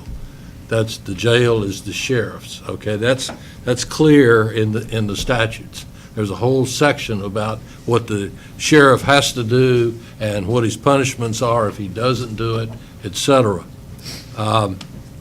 Your chapters are Chapter 162 and 153A. 153A is supervision of local confinement facilities, which makes violation of Class 1 a misdemeanor if you fail to do the job that statutorily you have to do. 153A 225 is a medical care of prisoners, same penalty. 152A 225.1 is the duty of the custodial personnel when prisoners are unconscious or semi-conscious, what you have to do when they're in that state, which factually I'm understanding that's a little bit of what we had here. No penalty, but the prisoner is liable for a reasonable cost of care unless he's indigent. The question that I raised in my little memo that I sent you all was, a question was, how do you enforce such a local ordinance? If you have an ordinance, if you pass a rule, how do you enforce that rule as to the sheriff? Because that's what you're dealing with here. GS 16257 requires a person having charge of the prisoners, the sheriff or his agent or his designee, is required to keep a record showing the name, age, date of sentence, length of sentence, crime for which convicted, home address, next of kin, and the conduct of each prisoner received. It's been on the books since 1927. It was revised in 1983. It seems, this is me, my comment, seems to me maintaining the next of kin implies that it will be for purposes of notifying such next of kin in the event of an emergency. It says everything but you will notify the next of kin, but it's part of the information that you get from the prisoner. My conclusion, and I've skipped over some of this sections, but I think if you are determined to do something in this area, you should consider sending a resolution to our local legislative delegation to amend 16257 and/or 157A 225 and 225.1 to make it clear that not only do you have that information, but you communicate with the person who is the next of kin, for instance, in that statute, which it does not say, but I would assume that's that's where it goes. Okay, let's go to this. Who decides where the jail's going to be? The county commissioners. Who decides how big the jail's going to be? The county commissioners. Who provides the money to run the jail? The county commissioners. Who determines the level of health care in the jail because it's funded by county commissioners? So while the sheriff has the duty to protect his prisoners and take care of his prisoners, it is the county commissioners that do the policy on the jail. to say that the sheriff, the care of the prisoners is his. Now, let me ask you this. Is that the minimum standard that you just read us in the laws that you referred to? Is that the minimum standard that the sheriff's supposed to do? Or is that the maximum standard? It's simply the law. I don't tell you it's minimum or maximum. Well, it is the law. Let me tell you. You shall do this, or you suffer a penalty. What it says is you're going to do at least this, is what it says. It doesn't try to comprehensively tell you how to run a jail on a day-to-day basis. It says you're going to do this at a bare minimum. And I'll give you another example that a lot of people don't understand. The building code. Everybody says, oh, the building code is the law. It is the law, yeah, but you need to understand about the building code. That's the minimum standard.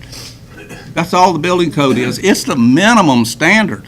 The same thing's true of the law in the sheriff caring for prisoners. If we wanted to build cells that were twice as big as the minimum that's specified in the state law insofar as square footage goes and put one prisoner in it, could we as a county commission do that? Yes, we can do that.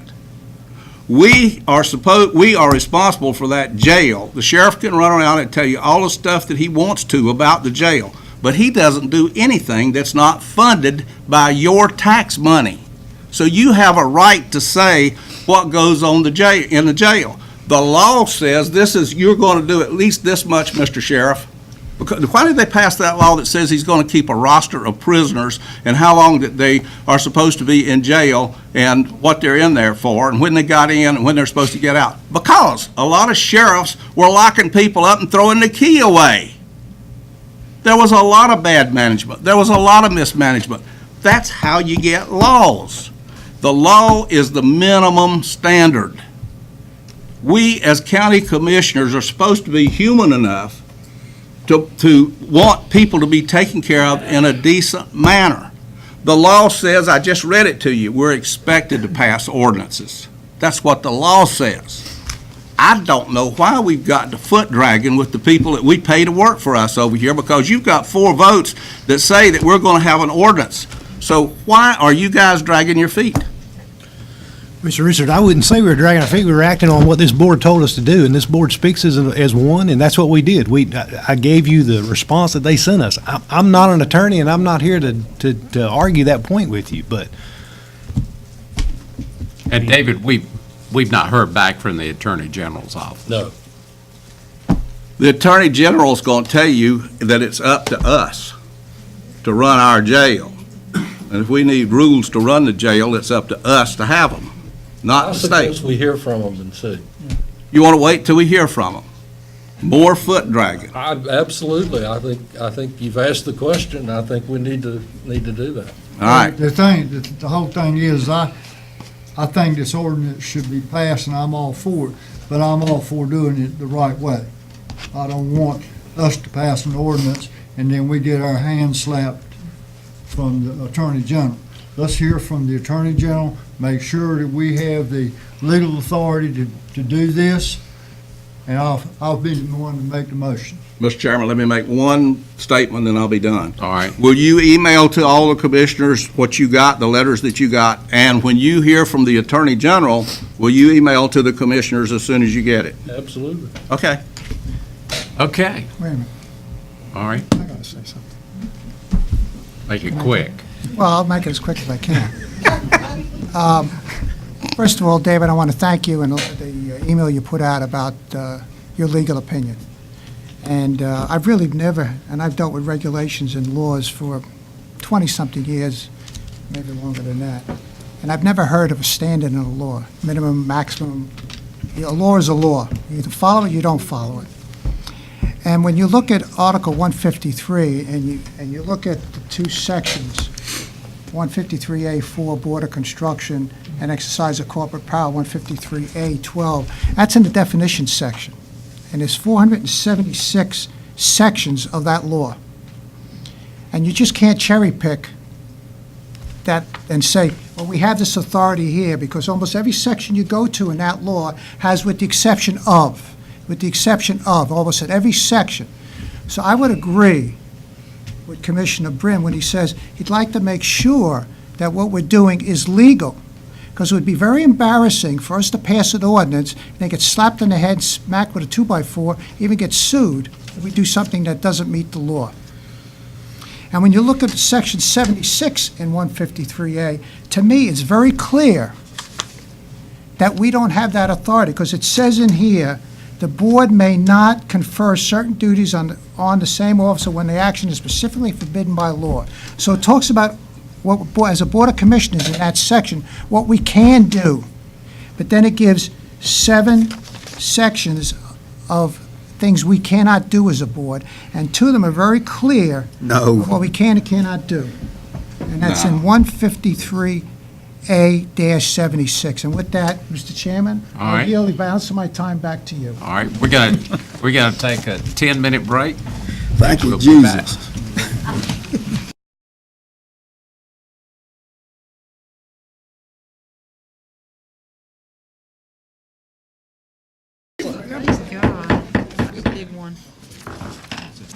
We'll reconvene. We're down to item number 3, the automatic meter and infrastructure update. Christina? You going to introduce a guest? Yes, sir, I will. Good evening, Commissioners.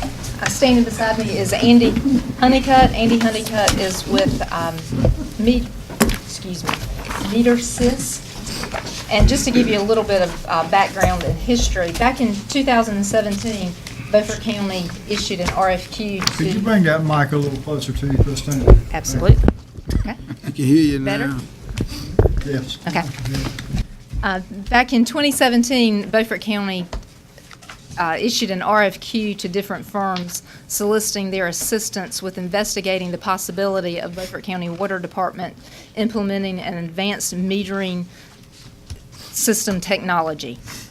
There's been discussion for many, many years about upgrading our metering system. And again, this is something that we've spoken about at many meetings previously. So the purpose of tonight is to give you an update. We spoke about it again at the board retreat in February, and the Water Committee meeting, Water Committee, which consists of Commissioner Evans, Commissioner Langley, and Commissioner Brin, have seen basically the same presentation numerous times and have had updates from Mr. Honeycutt periodically regarding the process that we were in. But we had not been to the full board, so we wanted to do that tonight, thinking that this may be a shorter meeting. But because of the time, we will go through these slides pretty quickly. But again, we entered into the contract with MeterSys back in 2017. Since that time, MeterSys has done investigation on our current procedures as well as the possibilities that are there. So at this time, I'm going to turn it over to Mr. Honeycutt to give a presentation. Thanks, Christina.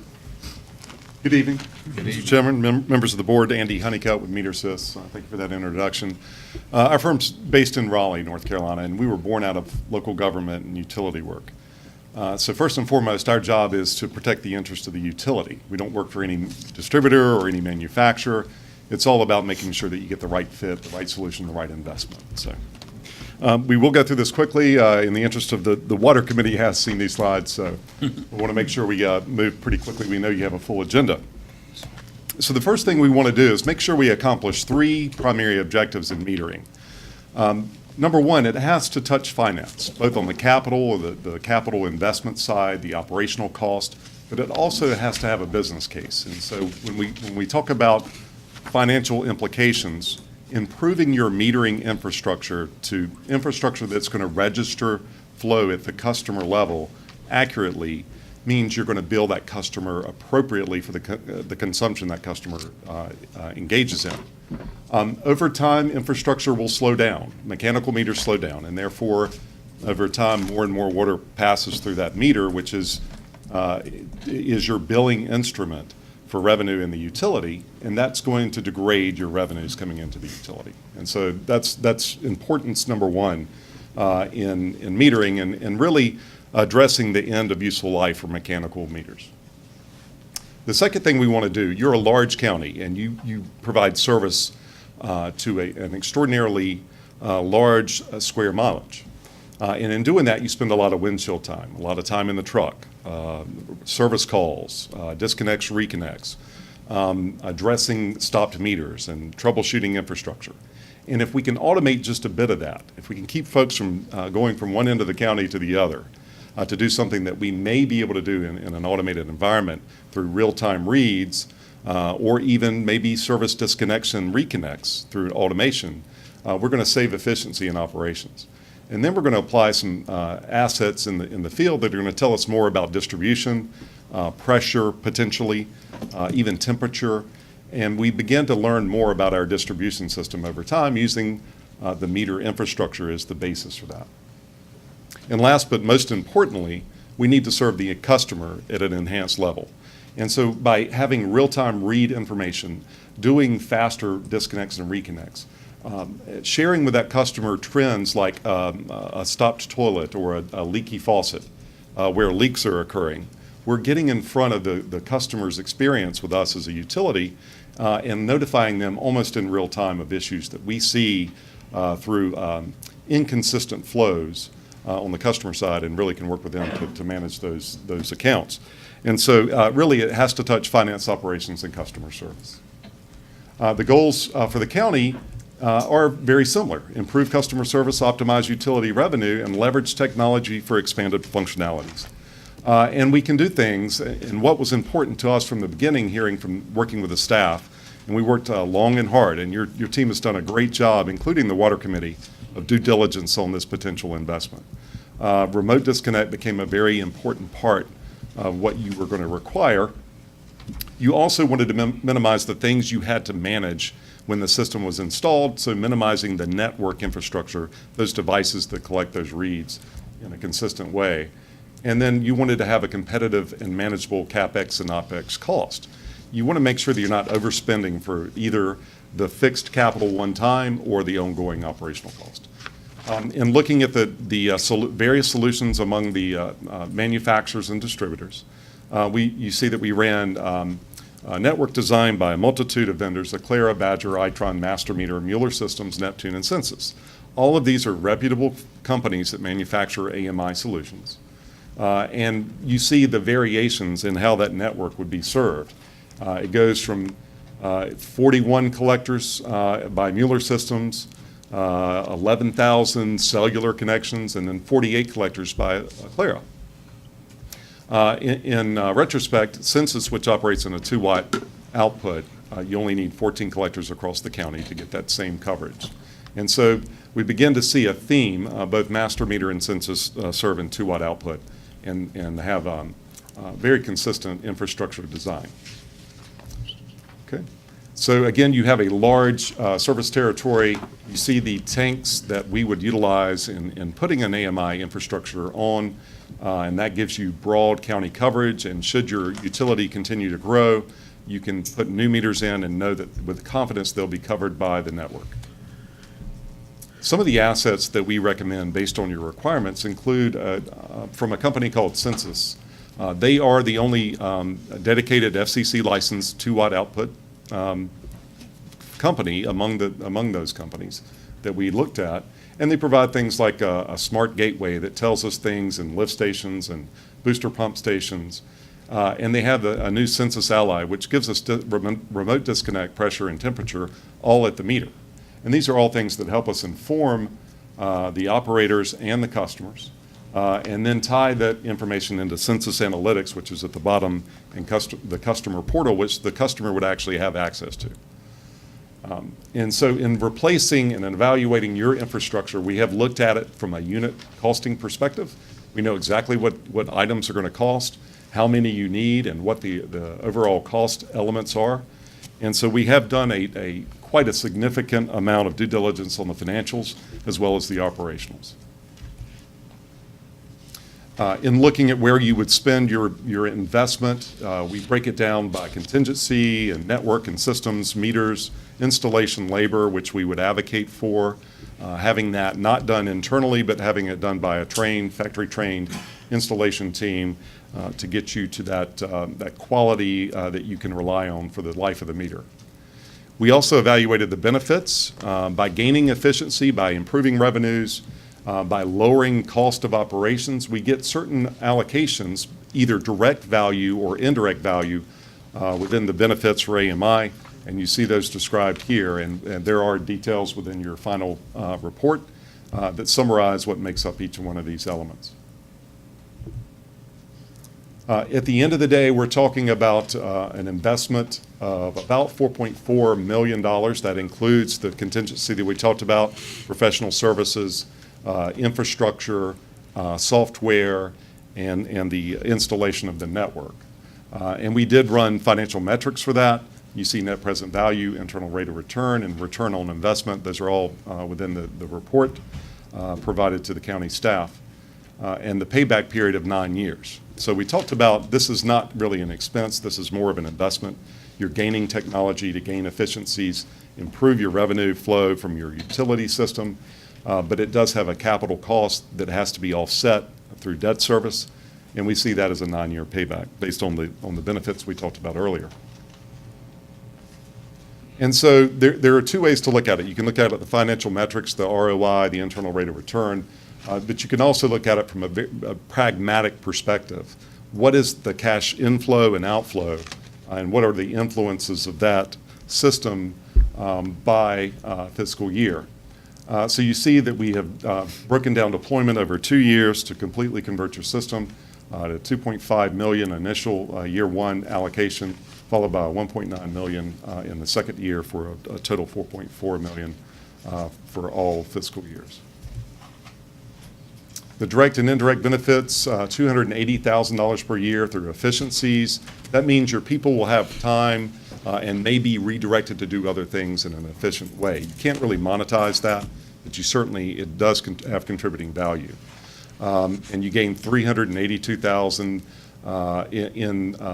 in those efficiencies and in direct benefits, that being revenue, that being the reduction of fleet, and some of the other cost elements within your operations.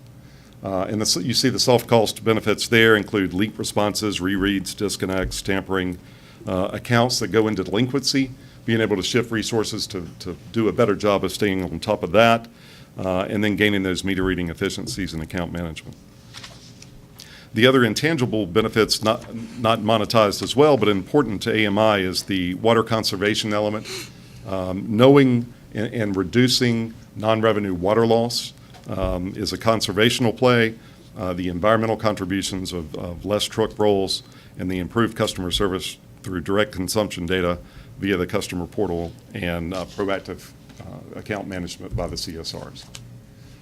So from a staff perspective, we've taken a very conservative cost element in terms of CapEx and the terms and conditions of that obligation.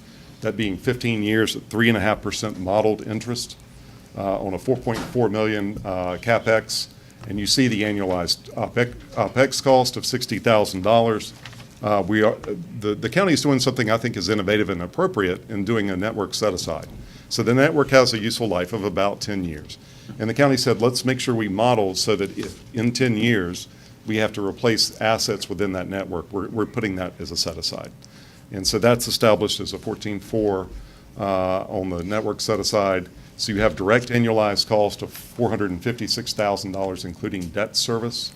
And then you have the math around direct benefit or value, and then the indirect benefits calculated in for a net operational value of $207,000. And again, that includes direct monetized value and indirect benefit as well. Certainly, our company believes in effective and consistent program management from feasibility analysis to procurement and project management. Your staff has a lot to do, and our team gets up every day, and this is what we do for a living. We only work in public agencies with public water, and we manage projects across the state. I would say we're by far the most active and engaged firm in the state, in the region, for doing this type of work. So the things that we would do there include working every week on the project throughout the 2-year deployment, managing the project through coordination, issue management, quality control, and quality assurance, doing the systems integration with your billing system, testing the meters and the infrastructure once installed, making sure we track financials and productivity and so forth. The projected timeline is 2018 through the new fiscal year, 2018 July to September on initiation.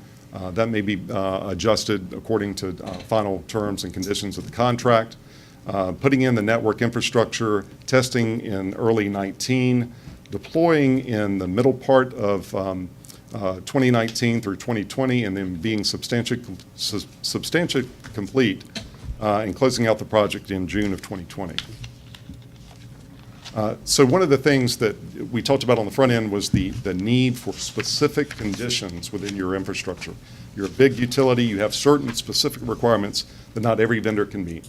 And certainly you have an opportunity, and in this particular case, this is the only one that we would ever have advocated for in looking at the requirements of the county against the available functionality of the variety of solutions out there.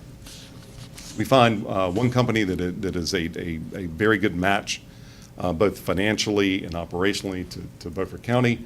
And certainly you have the opportunity through NCGS 143-129G, waiver of bidding from previously bid contracts, authorizing a vendor contract for pricing that has already been competitively bid and within the last 12 months, so that you're grabbing those favorable prices, terms, and conditions. And that organization is the City of Goldsboro. They executed that contract on June 28th of 2017. And so the next action to take, if you deem that to be appropriate, would be an advertisement 10 or more days prior to the next board meeting of that fact. I know, Christina, did you want to summarize some of the other next steps that Yes, and I'd like to also, back.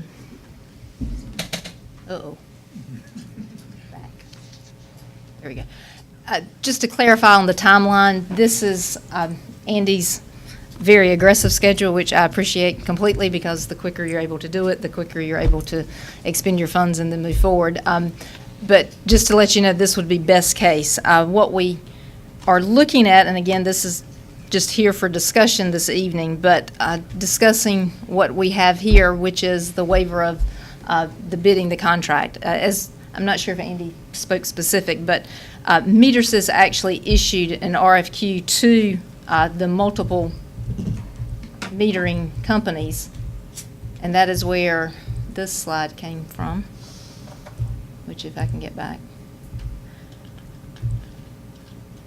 So these companies responded to the RFQ that Metersys issued on behalf of Beaufort County. So we do have information from all of the different vendors. But what we have found, obviously, and through discussions at the Water Committee, that we felt that Census was provided the best product for our county for the way we are, our large geography, the number of meters that we have.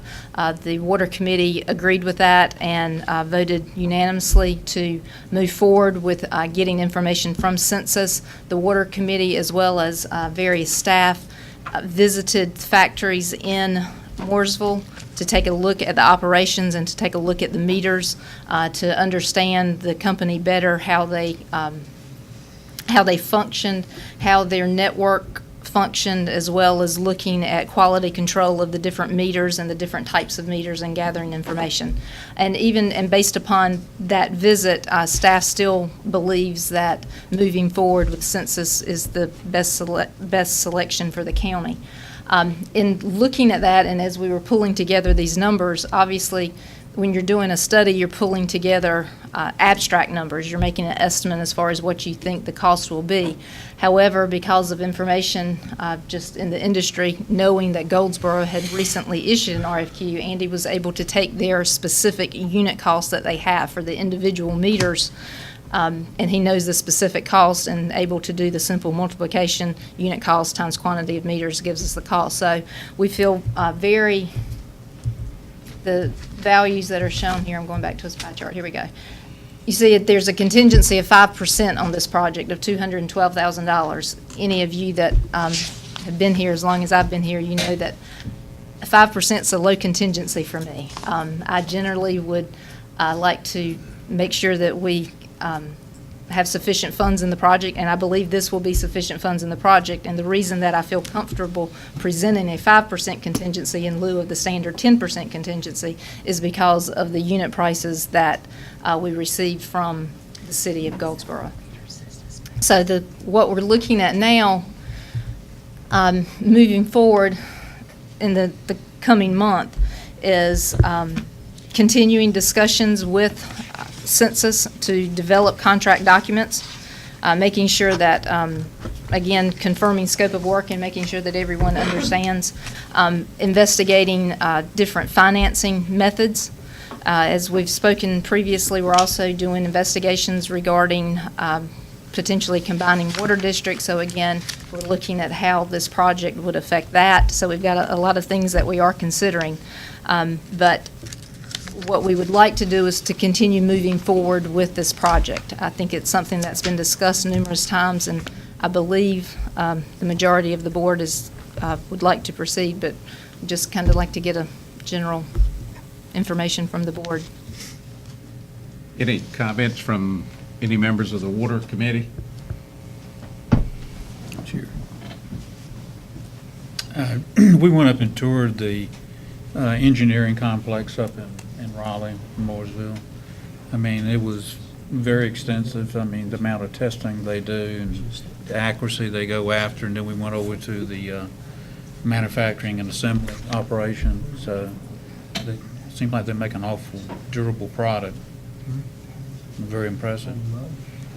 What is the expected life of this meter? Great question. So the warranty that is industry standard is 10 years full, 10 years prorated. So, and in modeling, we typically apply, we hope to grab 20 years of useful life out of the infrastructure, but generally for planning perspectives, 15 years. 15, okay.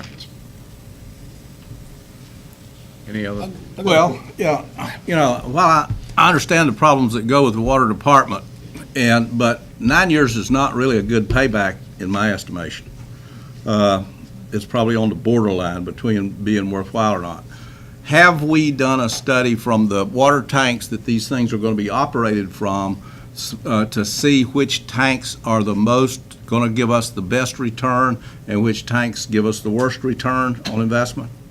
I don't know about return on investment, but if we go back to, there's a slide with the tanks listed. Census, he needs 14 collectors, and those would be on 10 tanks. And I'm going off memory. Cherry Run tank, Bunyan tank, Seahawk tank, Hunter's Bridge tank, Bayview, the Aurora tank, because that grabs lowland. But they determined which specific tank based upon their study that they did. And something that's actually very unique to us, so much so that when we first saw it, we thought it was an error, that when they did the study looking at utilizing our elevated storage tanks, at first we thought they only had 10 collectors because they had 10 tanks listed.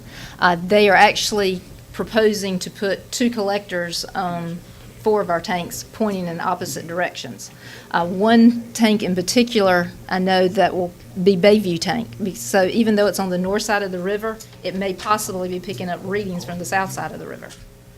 I understand, but what I'm saying is that you got differing population densities. Yes. And it may well be that there may be a couple of tanks that we don't even need to do because we get such a poor return on that investment.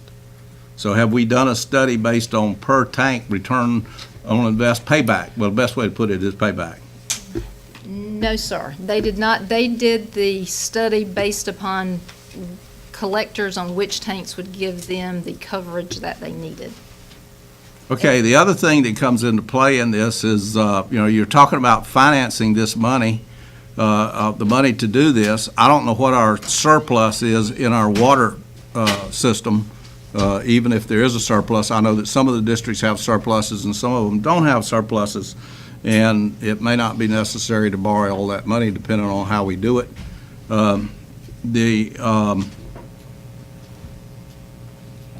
I would rather ease into this than to go whole hog. find a way to stage it? Longer than, we have it in 2 stages currently. What are those, Two what are those stages. stages? We were anticipating two fiscal years to complete the No, implementation. no, I mean staging the work. Like you do part of the county, and then when that project is complete and shook down, then you do the rest of the county. I'm not sure how, I don't know if you may have more information from Census as far as how their implementation and their network, because again, it is a network where the tanks are talking to each other. So if we requested that, then they may need to go back and do some tweaking of their network, so to speak. Certainly phasing is an option. The one thing that we advocate and see most commonly is economies of scale. So unit cost, labor cost. When they mobilize a network team for your tank clients, they can do that at a lower unit cost than they can if we broke that up. There is the potential, we can tell by the tank how many meters are covered and not covered by that particular tank. And there is some redundancy. And so we can look at that from a network design perspective and make sure we're not overbuilding the system. And Census is pretty good about propagation analysis and where we get these green coverage areas to make sure we get 98.5% of all of the hourly reads come in will be grabbed. And they have to warranty that. So if they're not able to achieve 98.5% of all hourly interval reads consistently, it requires more infrastructure. They own that infrastructure. They have to buy it. And so it is a process where we typically advise setting up the network as a whole so that when you're doing deployment, you're deploying in route sequence, and you're doing that change management process through the entire utility. Christina, Yes, sir. ultimately, how many jobs would this take away from the county?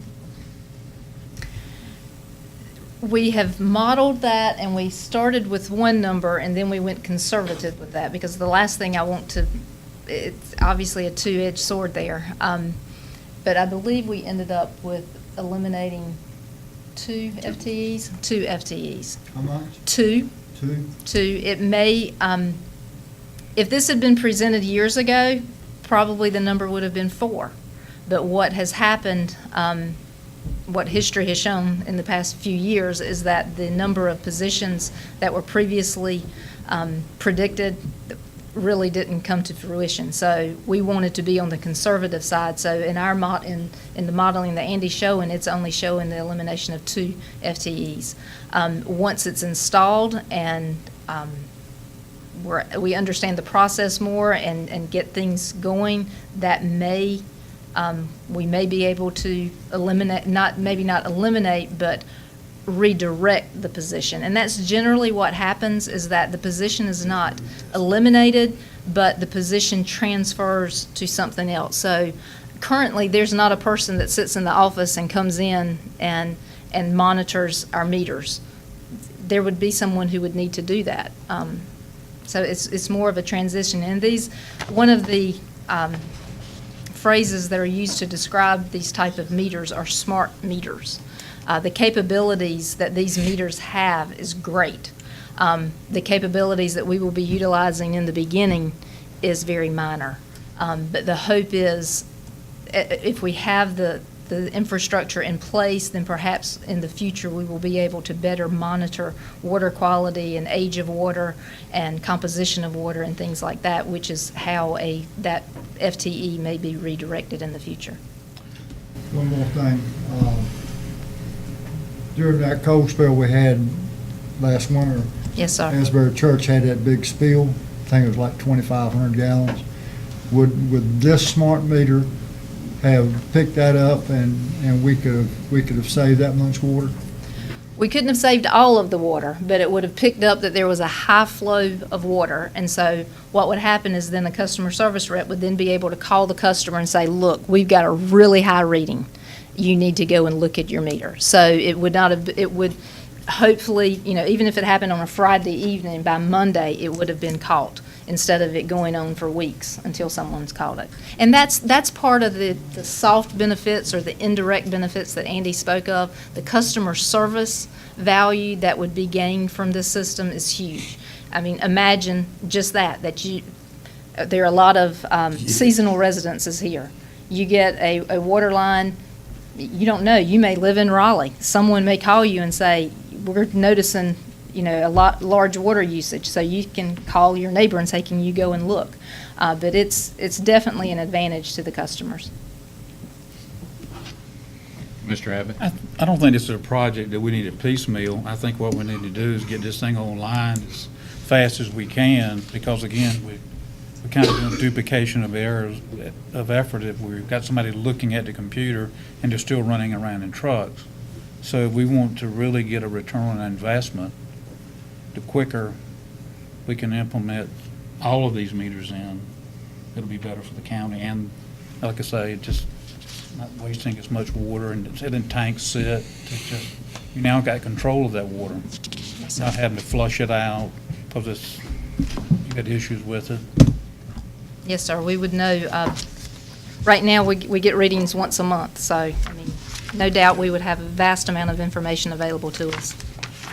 Mr. Chairman. Christi- Let him go ahead. Christina, what's the process of, I know this is a 2-year project, I think you said 2 years. What's the process of after that you have some new customers that come online? What's the cost to them to get that smart meter, the meter that you're talking about? We're looking at that now, the implementing of this procedure. We have a rate study. W.R. Martin is currently completing the rate study, and they have included the cost of this system in the rate study. So we would be looking at the rates.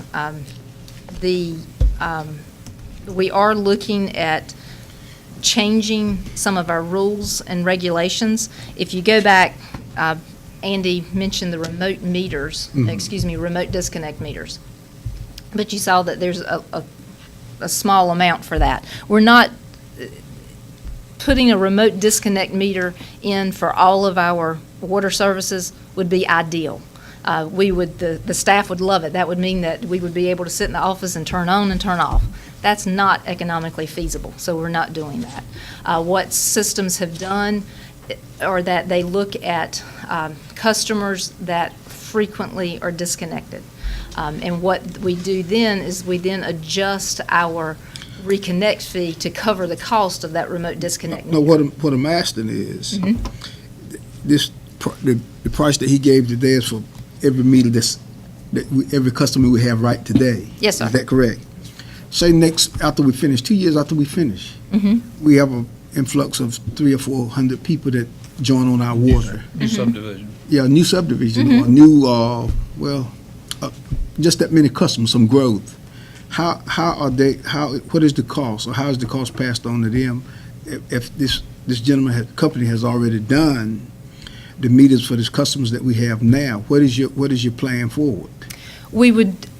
I can't give you a number now as far as what the new customer fee would be or the tap-on fee would be 2 or 3 years from now. Again, W.R. Martin is looking at that, so they're considering that, but at 2 to 3 years, we would determine the tap-on fee the same way that we do now. So We would look at the cost of the meters. Cost of the meter within it. We'd look at the cost of the meter, the cost of the install, so we would include this cost in that. Another thing is, he says these meters are 15 years, hopefully you get 20 years out of them. Is there a way to tell the ones that came on first and the ones that came on the second phase? You have that data? Yes, sir. All of that. Thank you. Well, it looks to me like,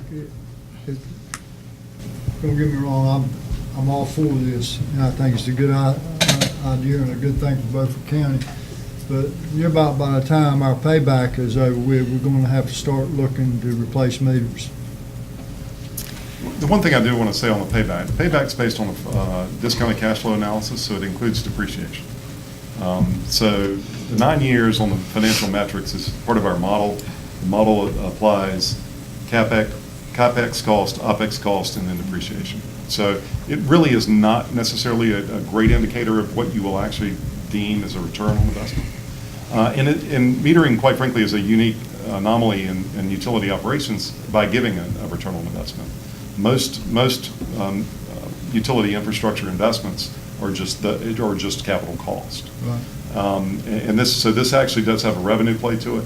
In the 9 years, we want to give you the metrics as it is presented in our model. That does include depreciation. You're going to save 2 full-time employees by doing this. Yes, sir. Okay, and you've got a 9-year payback. Where is the rest of the savings? We have a chart that talks about the revenue, additional revenue, additional lowered operational cost on fleet, collections. There's a number of elements on the direct and indirect. Oh, sorry, you want to go sit back? So the direct savings is only 2 full-time employees. Plus, on the savings side, right. So there's savings and revenue, and that goes into your direct value and fleet costs. Revenue capture from water meters, that's an. All right, but there's $263,000 up there in meter reading. We paying them $130,000 a year to read meters. That is a benefits number. That includes soft cost. So if we are doing manual reads, which your group does, your folks go out every month and they collect meter reads in a manual environment. The vast majority, and I can give you the percentage from the model, of that is eliminated because you have no truck rolls except for the very small number that may not report. And But we have to save more than 2 full-time employees for that to be $263,000 a year. Can't count the trucks and everything. and Well, even if operational you put the trucks in there, to employ 40, say $80,000 a year, that'd be 3 employees Mechanics time, overhead time. that would be saved there. I just, I'm questioning return on investment because that's what I'd be looking at on this. And I think there's too much soft savings in here. And I know what soft savings are. That's exactly why we separate the direct and indirect. To me, the most important page is not the return on investment. It's the sheet that shows that we're cash flow positive after debt service of $207,000 a year. The return on the investments. But Frankie, that doesn't fly based on that chart right there. Well, based on the model that he's got, it includes that cost plus the other savings that are in there. Again, I'm on the record that this is not adequately financed to go where we want to go, and that there's not a sufficient return on investment. I don't mind looking at the project and reworking the project and getting better educating with the project, but what I'm saying is if you were in industry, that would not fly. But what would happen in the industry is you would sit down and you would start looking at this project and how to piecemeal it together to start off getting the best return on your investment from certain areas to begin with, and then working out into other areas. We're throwing money at this, and I got a problem with the return on investment. I think it's a good thing to do, good way to go. There's going to be a lot of advantages with it, but it doesn't fly based on money. And how many years have you been doing this? I've been in public administration for 25, and my company I've been doing the metering world for 8. Even if it's wrong a little bit, it's still cash flow positive. Commissioner Waters, it's not cash flow positive based on only saving 2 employees. It's impossible. It is physically impossible, financially impossible. If you take the 207 and you adjust that 263, you can pull it down $200,000 and it still makes a good financial decision. You're going to invest $4.4 million, and you're going to make $200,000 a year. That is a poor investment. I don't think it is when you look at the fact that we're improving our total water network and our service to our customers. We just had at the previous meeting last month, the one it was not Asbury Church, it was St. Clair. I'll get it right, Athens Chapel, which was over $1,000. We could take $4.4 million and get on a government ladder scheme with bonds and buy bonds out a little bit, and we can make more than $200,000 a year. So we shouldn't be investing our money. This is a poor investment based on that. The one reminder I would say is the assets have a useful life. So you're going to have an asset decision to make at some point regardless. And if you maintain direct read, that return on investment of meter replacement and direct read has a much lower, and we can model that. We model it in R. We didn't present it here because it's not contemplated. But the return on investment for direct read meters against labor costs is far worse than the automation of reads. Because the vast majority of your cost is in the labor of install and the meter. And then you add an endpoint on the top of it to automate your reads and gain that staffing cost. And again, the soft costs that we've discussed are just, there are just so many, but one of which is employees. We just had the safety awards today. You'll notice that Public Works was not included in that. We have had quite a few workman's comp cases, and quite a few of those are meter readers. It's a very, very difficult job. It's not an easy job. It's very demanding physically. And so that's a cost. That would be a savings that we would have. Andy, can I, just for clarification, as far as actual budgetary impact, cash impact, assuming your model's correct, your numbers are correct, the budgetary impact, it would cost us this, correct? Correct. Yes. So it would cost us $17,337 a year. And of that cost is putting $14,400 aside. Right. As a savings. That means raising some water rates. And when we discussed this months ago, that there could be potentially a cost to providing improved customer service to the customers. And again, this is conservative. Like I said, we made the numbers that you see here, the hours of work that went into it with staff as well as with meter sys, pulling reports, pulling maintenance of trucks, pulling run times, the number of times that meters were read and reread, the distance that was done. This is a very conservative model. But you're talking about people cost when you talk about that, and you're only saying you're going to save 2 people. I don't see how. Commissioner Richardson, I could have said we will save 3 people, but I was trying to be very conservative. Even if you save 3 people, you're still not justifying the investment. Soft cost, soft cost, soft cost. Every soft cost up there demands that you have a thoroughly competent, first-class employee doing that job who needs very little supervision in order to get those savings. And I really don't think we're there. I mean, I'm just... they're probably going to vote to do this, but I mean, I'm putting my objections up here. Your water bill's going to go up if we do this. The only other comment I would make on the model is this is one scenario of 4 that we ran in terms of financing. The term is pretty aggressive. So we said we think we can get 20 years of useful life, but your debt, 100% debt, is based on 15-year term. And we really think that government debt can still be in that 2.5% range, but we revised to maintain a more conservative approach of 3.5%. So I think you'll find the numbers to be a little more favorable by just changing the terms and conditions of debt obligation, or putting in retained earning cash if you have some to offset that debt. And that was a decision by staff. If we had presented this at elimination of 3.5 FTEs, financing 20 years at 2.5% interest, your numbers would have said, do it. But we didn't do that. We tried to be honest. We tried to be conservative. We're trying to be what, to give us a realistic picture, and that's really what we tried to do. I use the word conservative, but really we're trying to be realistic. I promise you, the last thing I want to do is to implement a project and then have to come back to you and to ask for additional funds. I don't think that's not what I want to do.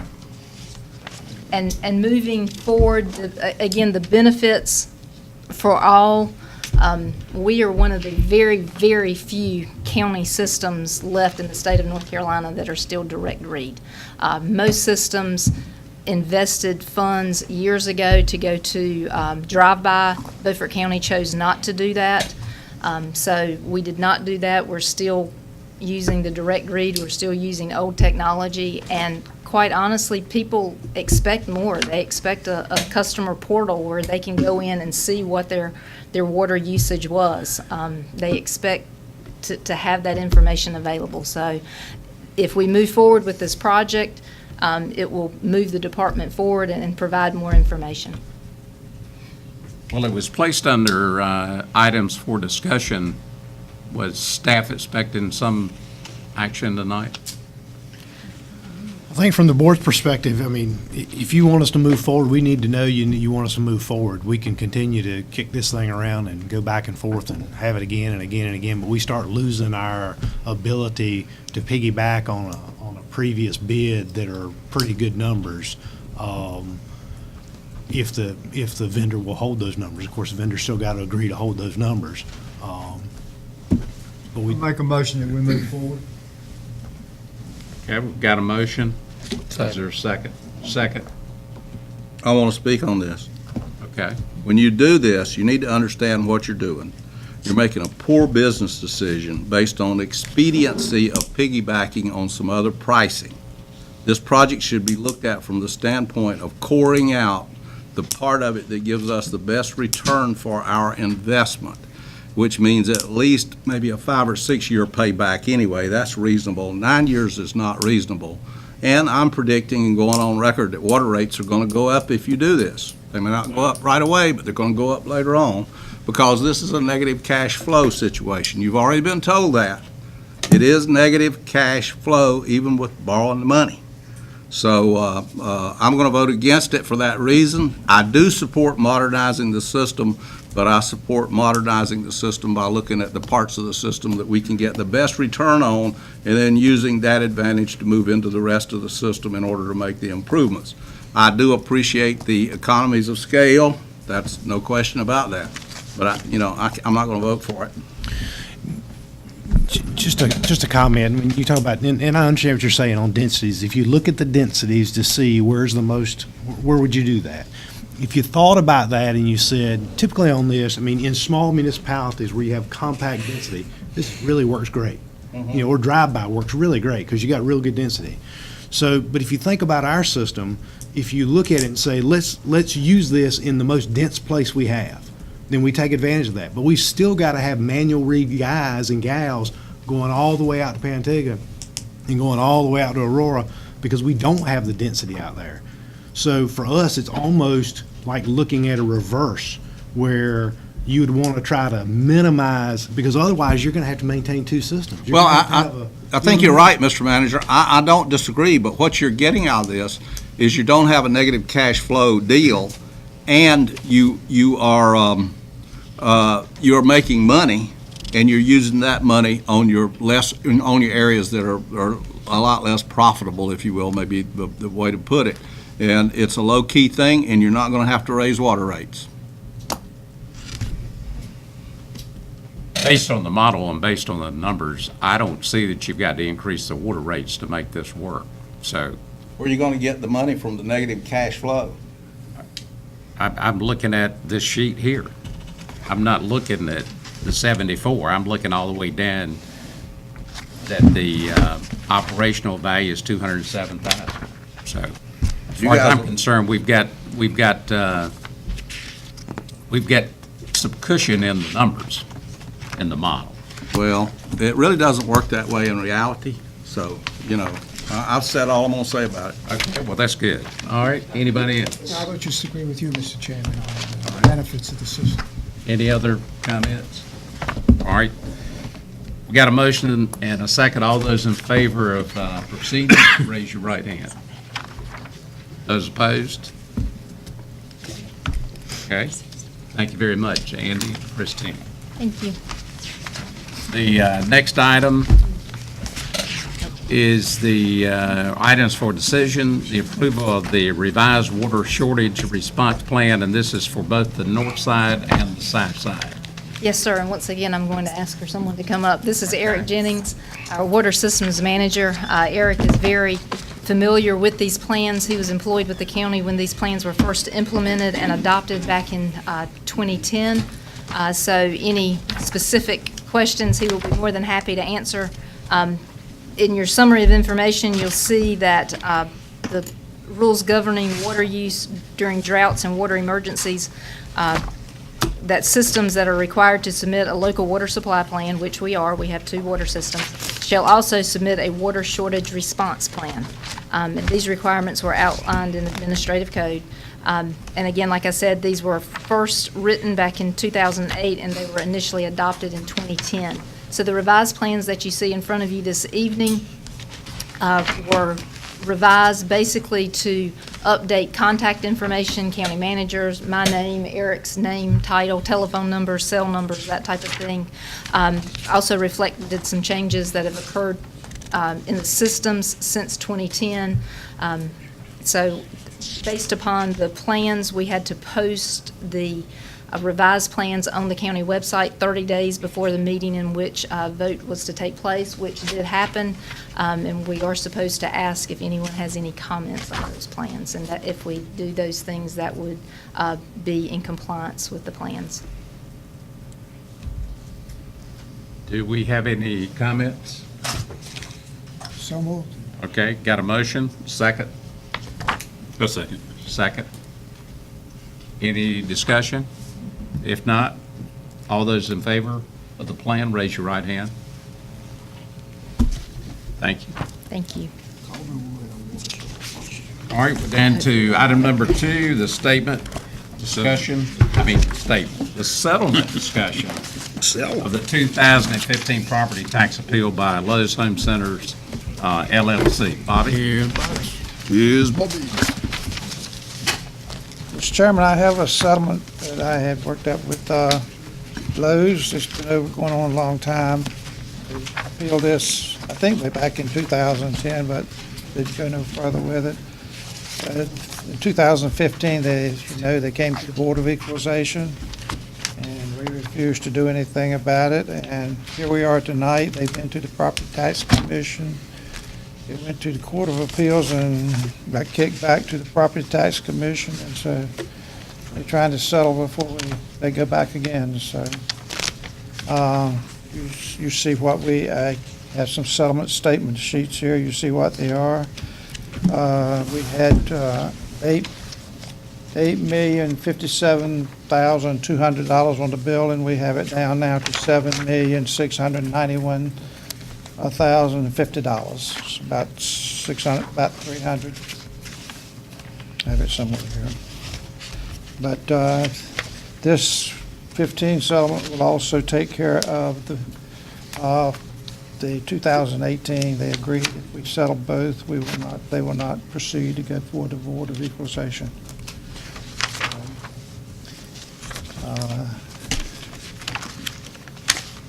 Any more questions on that? That's, I can go through the whole spiel, and I can go get some more paperwork if you want to see some more paperwork. It's been a long.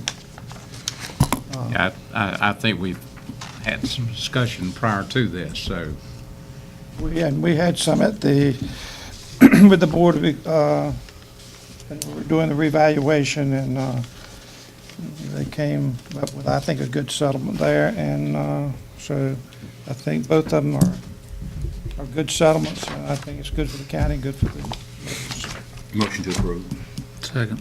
Got a motion and a second to approve the settlement plus the 2018 value. Any questions, comments? All right, all those in favor of the motion, raise your right hand. Thank you on that, Bobby, and while you're right there, Our favorite thing coming up. We all enjoy this. This is our favorite time of the year. you're gonna try to get some dates out of us? Yes, sir. I'll be in town. I'll be out of town. I made just to say not to start before I think the 21st of May, because I've got to advertise it after we have to advertise for 10 days before we start. So I'm going to listen to the dates you throw out. Cindy's here going to record them, and Well, I can do any of them except the Wednesday, so you don't need but 4. As we all know, we only need 4 people, so I'm good with all of them. I'm gonna be out of town the 29th, 30th, and 31st, but, as long as you have 4 people, as long as you're sure you're gonna have 4 people those dates, you're okay.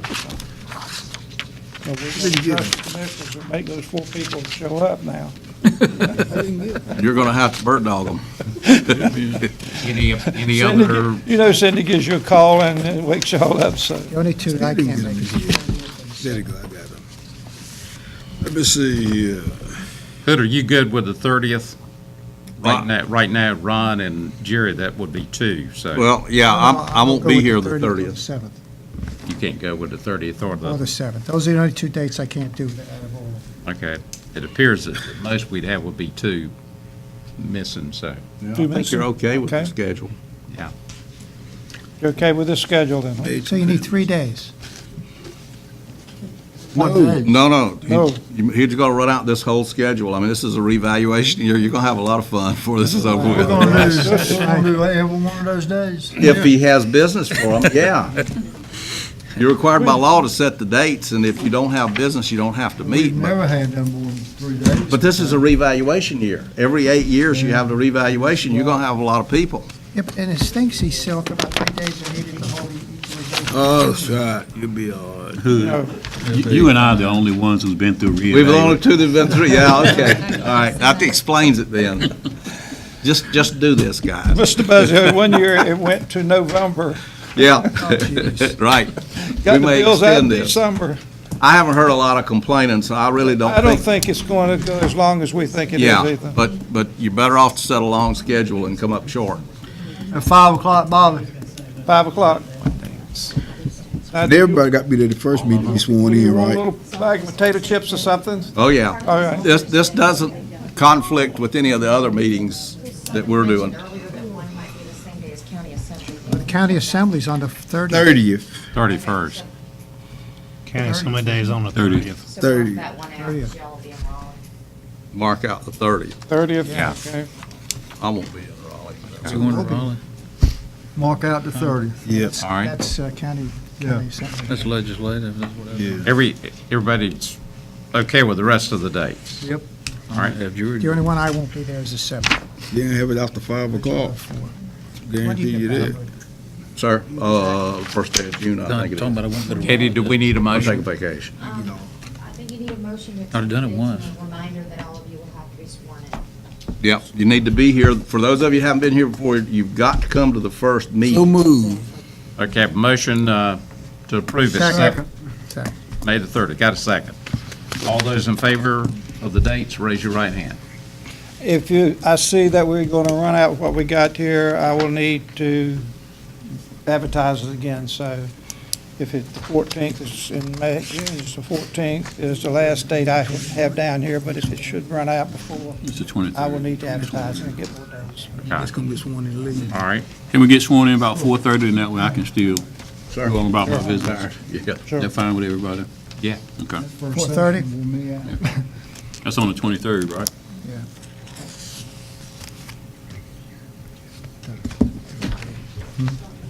No, we're starting on the 21st? 21st. This is 23rd. This is 23rd. 23rd. He's got a different list than y'all, which is, you guys have to get it into the budget. We all need the same date. We That's working on right. the same Copies of list. It's gonna say The the 23rd. 21st is budget. Right.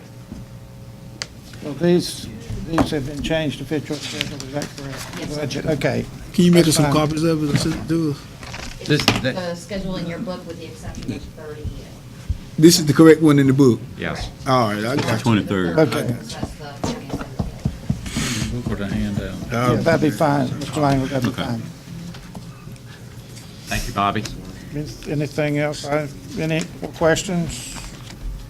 I'm fine. You gonna have snacks for us? No, don't have a hate snack. show Have without some food. They're gonna be long nights, right? Long nights. Okay, EMS countywide billing. Carney? Chairman Waters and Board, thank you for letting me present to you again. I'm coming before you tonight to talk about a possible implementation of countywide EMS billing. We currently bill for our service where we have our units in place, and this would involve an additional 5 service areas, being Pinetown, Pamlico Beach, Broad Creek, Chocowinity, and Aurora. We have met with those departments. We met with them on a couple of issues, one being current contracts. We do have current contracts that have been signed by those agencies. They'll be going through admin. But we also met with them about the possibility of countywide billing and their thoughts about that. And the reason this came up, if I'm not going to read the sheet to you, you have it in front of you, but I do want to highlight just a few things that were brought out for positive reasons to be moving towards a countywide approach or countywide billing. The first one is EMS just plainly is costly. It's not a money maker by any means. You do get some revenue in, but it does not cover the cost, and tax base alone is not covering that cost, so there's billing service, transport services that is taking place. The number one thing that brought this up or brought it back to our attention to start moving forward, discussion in the EMS Oversight Committee, had to do with the North Carolina Medicaid Cost Reimbursement Program. Essentially, the General Assembly takes money to set it aside each year to cover Medicaid costs that are inside of the state. If any of that money's left, and usually there is, not always, there's no guarantee, but that money that's left, counties and municipalities have the ability for the calls they bill to go back and try to acquire some of those funds. A conservative estimate of funds comparing our county to other northeastern counties on the same call volume of last year would end up being somewhere between a projected income alone of $75,000 to $100,000 into our system.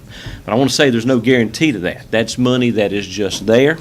If it's there, everybody goes after it. Depends on how many people go after it, and there are some parameters that go along with that. But that's money essentially that is sitting on the table. It's taxpayer money that's already sitting there that we've not been participating in. Only counties and municipalities can go after that money. And so for all of these other squads beyond us, they could not access that revenue. The only way we can do that is a unified countywide billing. Thirdly, looking at this, reduced cost in collections. We do use a billing company, Collington Software. We're very happy with them. They collect about 80 cents on the dollar, 71 to 72% collection rate as we're looking at things. And so with them, if we have more billing into one unified system, there's a possibility of us being able to negotiate a little bit better rate than for the cost of the collection. Fourth thing is debt set-off. For all of the county to be uniformed in the billing cycle, if for some reason debts could not be paid, we have the ability to now move this into debt set-off, which is something counties and municipalities can do. And the other thing is just really a unified billing service through the county. One contact, one place, one fee structure. It's the same billing company as we go through these different agencies. And then lastly, currently our QRVs, it says paramedic intercepts on your sheet, but our QRVs, we get no income off of the QRVs because they're not transported. You can only bill when transport is taking place. So on the south side QRV, it goes with 2 paramedic units usually already. So Aurora's running paramedic Chocowinity. So there's really no billing addition that could happen on the south side, but on the north side, where we go to Pinetown or Pamlico Beach, which are BLS squads, we send an ALS QRV. If the call dictates, and we're at about 80% ALS calls, then there's a fee structure that we're currently not able to collect on that QRV that we would be able to collect if we start doing a countywide billing. So those are some advantages of more revenue coming in from the EMS system. Looking at the concerns that were expressed from the EMS agencies, there was really 2 things that were expressed. Number one, a couple of squads really depend on donations and they don't bill, and they're worried that if we start billing it may bother some of their donations coming in. And the second was really just an interest of money flow. How would this happen? Because several of these squads, 3 of them bill on their own now. 2 with the same company we use, 1 with additional company. And the way EMS billing works is as money comes in, it gets deposited electronically into your account. So they want to know what the money flow was.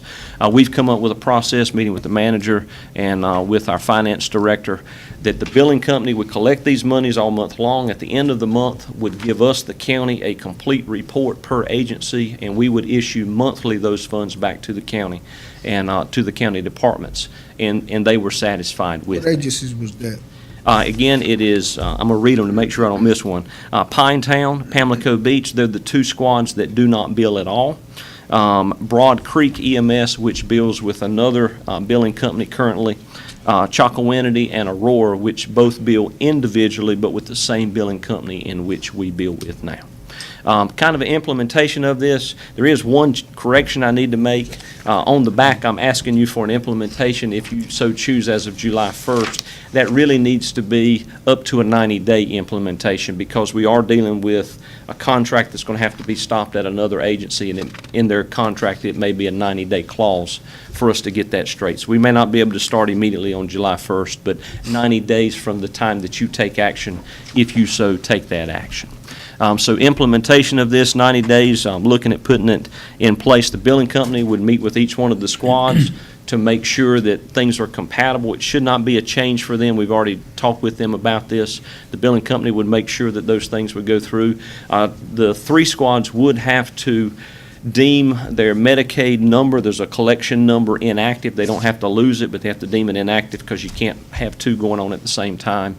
And then pretty much data is collected per call or every 24-hour shift as it already is now. The billing company would extract that data and then cycle through the billing company itself. So are there any questions I can answer for you on this proposal? I got one. Yes, sir. And a very good one. Okay. All agencies are on board with what you're trying to do. There are a couple of agencies have expressed that if we didn't do this, they would not bill. They're not asking for billing, okay? So I just want to make that clear. All of them are on board. They understand that this is an expensive business and that we have to move forward with it. So it's not what they want, but they understand it is a necessary means for. But can I get a yes or no? I'm giving it to you like it is. See, that's what scares me. You're giving it to me like it is, and 6 months down the road, there'll be people up here screaming bloody murder. No, I can tell you, I met with the agencies, and there were concerns expressed. We talked through those. There is a secondary piece that we think we can help out the agencies even more on the donation side. It has to do with the EMS subscription service, but we're still waiting for one agency in the county to totally buy onto that before we bring before you. I got my answer. It's no. Well, you know, are they asking for it? The answer is no. But you know, are they absolutely against it? No. You know, they understand it's a means. Commissioner Booth, the agency that he's dealing with and waiting on for the subscription piece is not one of the county agencies. Yeah, it's actually the city of Washington. And this does not impact the city of Washington. I just wanted to get it out there so when it come back up, he can scratch his way out. You ain't seen me scratch yet. You gonna scratch if you start messing with them people. Yeah, go ahead. I just want to make one comment. I serve on the EMS Oversight Committee, and I can assure you that all these issues were discussed in detail, and we voted unanimously, and there's some squads on that board for countywide billing because of the possibility of additional funds that they will receive. Thank you. This, and also the county. This is really going to generate additional funds for all of the agencies, not just the county, but the agencies themselves. Now I've got a couple questions. Yes, sir. Number one, when you go into Pinetown, the county goes into Pinetown, do we send those people in that Pinetown district a bill? We cannot, unless we transport them.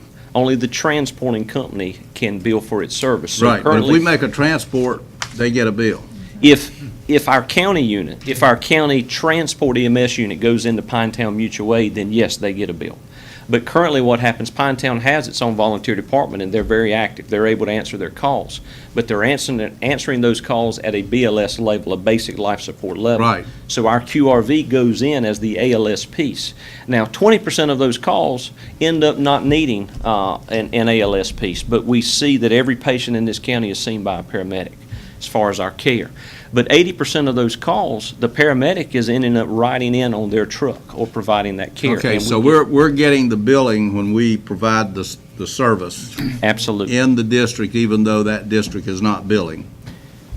When we provide the transport service, Right. we get income. But Okay, if I understand. If Now, not, no. You mentioned we did an 80% recovery rate. 71 to 72% recovery rate, according to our billing company, 80% on the dollar collection. All right, but, okay, but if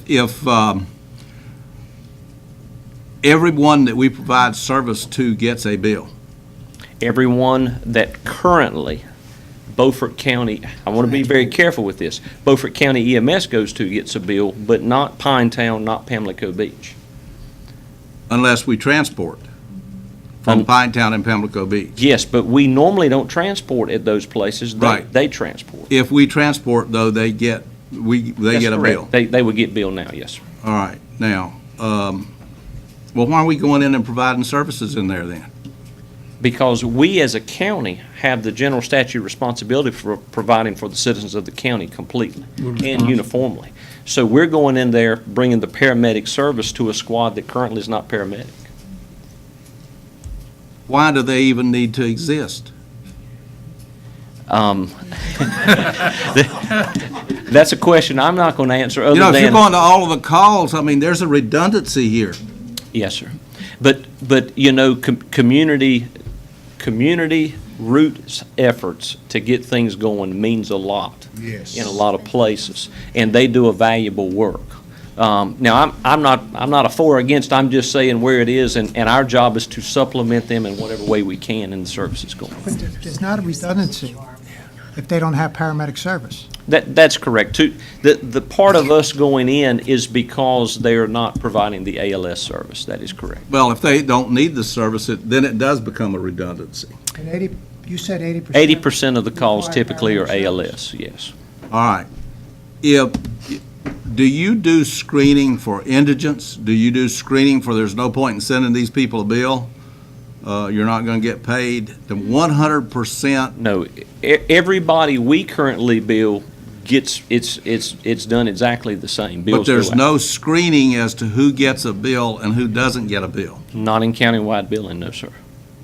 Not, that you're presently doing? We are not doing that, that's correct. You're not Everybody doing gets the any same screening bill. right now? No, sir. What happens when you show up for multiple services at a client who is continually calling you and you don't do a transport? That's we go free of charge? There can be a treatment, no transport fee imposed for that. There can be, but we're not doing that. If we do anything that's deemed treatment, then there is a treatment, no transport fee. There is a treatment, no Yes, sir. transport fee.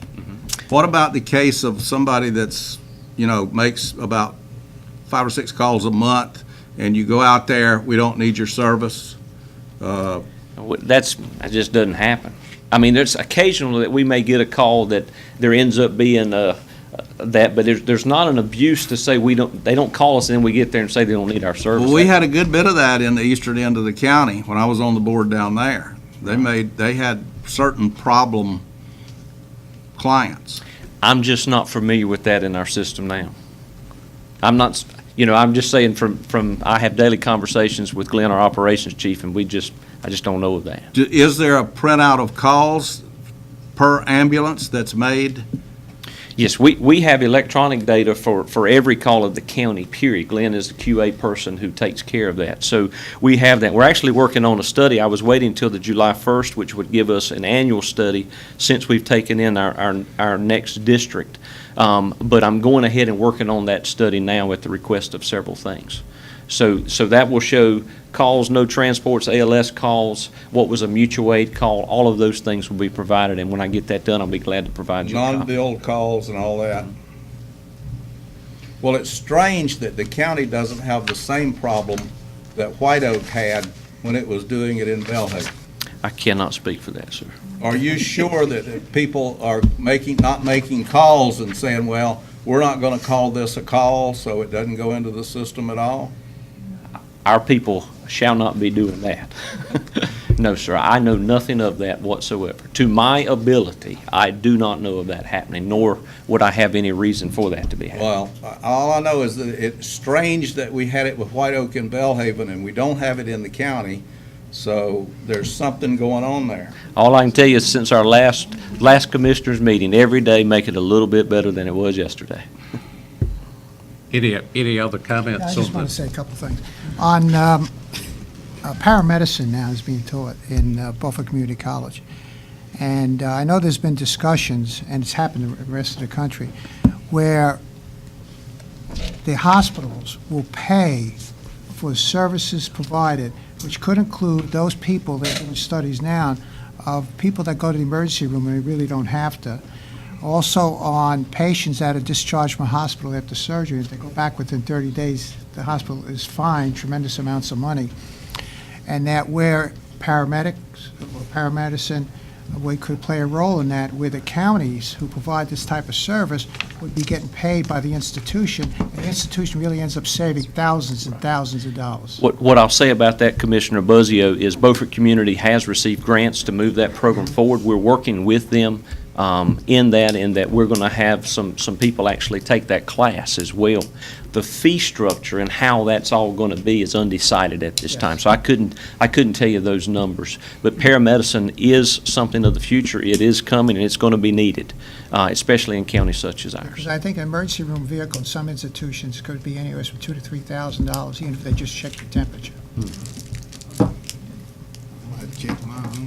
Any other comments? Katie, do we have a motion on the second? I think we do. I'll make the I didn't hear one. I don't hear one. So moved. Second. All right, got a motion and a second to this end. He did. Commissioner Booth. Jerry. All right. All those in favor of the motion, raise your right hand. Hallelujah. You could Vote have was unanimous. been home by now, too. Thank you, gentlemen. Thank you, Carney. Item number 5, Project Garden 1, North Carolina. Martin? They claw yourself out now. Good evening, Mr. Chairman and County Commissioners. At your regular meeting on October 2nd, 2017, the Board unanimously approved a request to the North Carolina Department of Commerce for a 1NC grant to help recruit Intermarket Technologies to Beaufort County.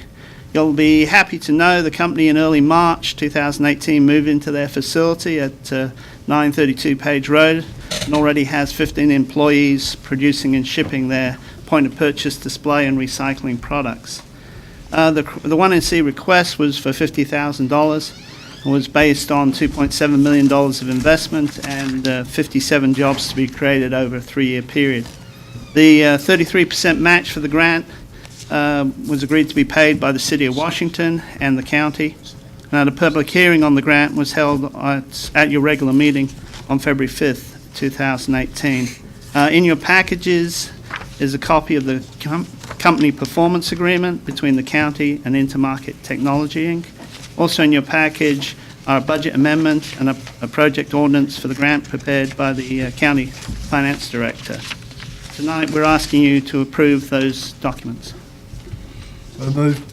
Second. Got a motion and a second. Any discussion? All those in favor of the motion, raise your right hand. Those opposed? I voted for it. You did? You can look down here first. I'm gonna have to start doing that. Those guys, they're dead ringers every time. You got them. Here's your question mark down here. Okay. Okay, and once this company is a little bit more established in their premises, they're going to have a ribbon cutting, and I'm sure it'll all be invited. Thank you. very much, Mark. All right, item number 6, the resolution supporting the statewide referendum on a bond issue for school facility needs. Commissioner Buzzio. Thank you, Mr. Chairman.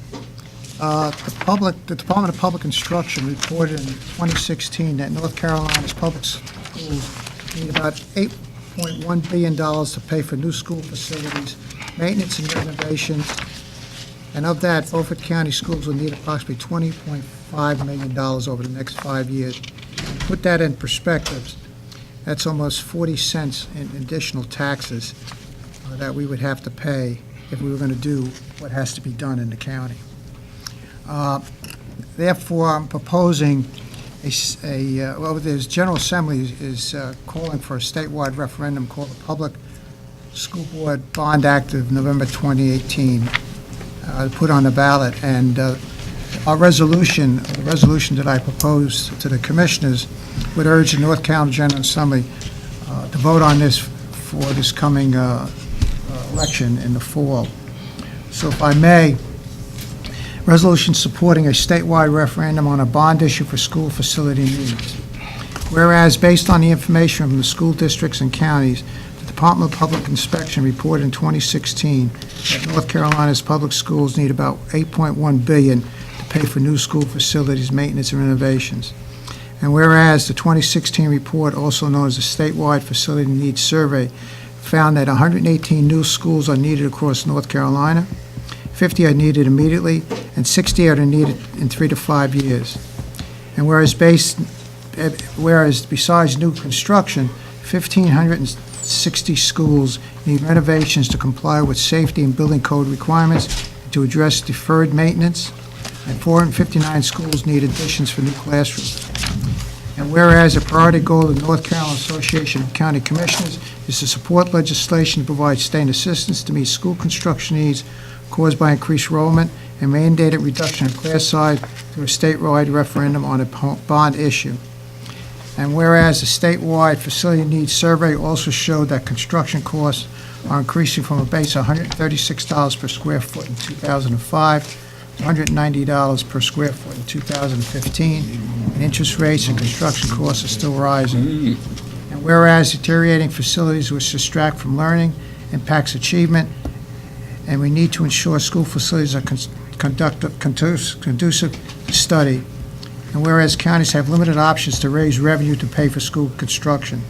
And whereas because counties lack sufficient sources of funding for state facilities, the state has responded in the past by approving statewide school construction bonds to address needs nearly once per decade. And whereas a statewide bond is urgently needed to help address the staggering shortfall in funding for construction, repairs, and renovations of public school facilities throughout North Carolina, because outstanding needs are estimated to exceed $8.1 billion. And whereas Beaufort County has school capital needs over the next 5 years estimated by the school system at $20.5 million. Whereas it is estimated that Beaufort County could receive $5.7 million towards a shortfall of school capital needs. And whereas the North Carolina School Bond, HB 866/Senate Bill 542, would invest $1.9 billion to begin addressing these critical needs all across the state. Now, therefore, it be resolved, the Beaufort County Commissioners urges the North Carolina General Assembly to call for a statewide referendum on the November 18 ballot, which is referred to as the Public School Building Bond Act, so that the school districts across North Carolina are better able to meet urgent facility needs. Further be it resolved that copies of the resolution be transmitted to the members of the General Assembly representing Beaufort County and to all 100 counties in North Carolina. Adopted this 7th day of May 2018. And that's my motion, Mr. Chairman. Have a motion. Is there a second? Second. Have a second. Discussion. Yes. Commissioner? Well, you know, the $5.6 million that Beaufort County could get out of $1.8 billion is such a small number that what you're going to wind up with percentage-wise is Beaufort County is going to be paying state taxes for a bond issue to go to the state that we're going to be paying for somebody else's schools. I'll just put it that way, because $6 million as a part of $1.8 billion is virtually nothing. So we're going to be sending money out of the county to Raleigh if this bond issue passes to pay for schools in Raleigh and Charlotte and all these other places. Now, counties, to say that there's no way that this money can be raised, counties in North Carolina, that's what you have property taxes for. They can raise the taxes and build your schools, and I subscribe to the policy of let each county stand for its own schools. Beaufort County doesn't need to be paying for other people's schools. The other thing that's going on in Beaufort County that we've talked about in here before is the North Side School, the high school is about half full, okay? The school across the street, Northeast Elementary or whatever it's called over there, is not full at all. We only have one school, maybe one at Chocowinity, that's overcrowded, and that's Washington High School. We have the South Side School is about half empty, and we're entering into some studies that NC State is doing for us to tell us what to do about some of these things. And a lot of it is because parents want to keep certain school districts certain ways for their children. It's our responsibility to see to it that the property of the county is used efficiently. We don't need any additional funds to build schools, if you want to get right down to it. All we need to do is use the buildings that we've already bought and that are about half paid for. We owe about $16 million right now in bonds. So to get a measly $6 million out of $1.8 billion, do the numbers on that. And you're going to see that citizens of Beaufort County, if this passes, are going to be sending money to Raleigh to build schools a lot of other places other than here. So I'm not going to vote for this because it is not a good deal for the citizens of Beaufort County to do a school bond issue, because we've already built our schools and we're paying for them. We just need to manage the use of the square footage in the schools efficiently. And what these guys are asking to do with that $20 million is to build schools in places to satisfy a few locals about where their children are going to go to school, and that's not the way it works. We need to look after everybody in Beaufort County that's paying taxes. We don't need to send our money to Raleigh. So I'm going to vote against this. It is not a good deal for the citizens of Beaufort County. Any other comment? All right. I just want to clarify some misinformation. The $5.7 million is for school capital needs, is for repairs. But there's no intention to build new schools in the county at this point in time, even though we have some schools go back to 2015. What I heard also is we could raise our own taxes, so $5.7 million is almost 11 cents on taxes just for the school capital needs. And I don't know if we want to do that to our county. And, yeah, we're doing a redistricting study, is one thing they're looking at. Preliminarily, in order to fill Washington High School, we'd have to move the district line past the high school into almost Washington. And some of the school children in first grade, kindergarten, second grade would probably have to leave their houses around 5 o'clock in the morning. So redistricting in a county of 800 square miles is going to be extremely difficult. But I do want to clarify, we're talking about capital needs here for Beaufort County for their schools, and we have two options. And that's not to build schools, that's just capital improvements. And those are the options. Thank you, Mr. Chairman. Well, you're still going to be sending more than $6 million to Raleigh in taxes if this bond issue passes. You're going to pay more money than you're going to ever get back. Any other comments? All right, all those in favor of the resolution, raise your right hand. Those opposed? See, you need to look down here first. I did. Right. Okay, we're down to item number 7, the workplace violence. Commissioner Buzzio. Thank you, Mr. Chairman. Just a summary. Some 2 million American workers are victims of workplace violence each year. Workplace violence can strike anywhere, and no one is immune, either from another employee or someone from the public. Some workers, however, are at increased risk. Among them are workers who exchange money with the public, deliver passengers, goods, or services, work alone or in small groups, during late night or early morning hours, or in community settings and offices where they have extensive contact with the public. Some of this group includes healthcare and social service workers, such as visiting nurses, psychiatric evaluators, probation officers, community workers such as gas and water utility employees, and you heard that from Christina. And an employer has a duty to provide a safe working environment under OSHA, which regulates workplace health and safety. Mass shootings are a raising concern in the United States and are increasing at alarming rates, and violence in workplace environments are high-risk territories. In 2016, the U.S. saw 483 mass shooting incidents, according to data from the Gun Violence Archive. More than 300 shootings occurred in 2017, and 2018 is off to another violent start. An active shooter is defined as one or more individuals actively engaged in killing or attempting to kill people in populated areas. From a recent FBI statement, recent instances have underscored the need for coordination between law enforcement and others, the agency says. The active part of the definition implies that both law enforcement, employers, and employees can affect the outcome of the event based on their responses to the situation, preventative situations.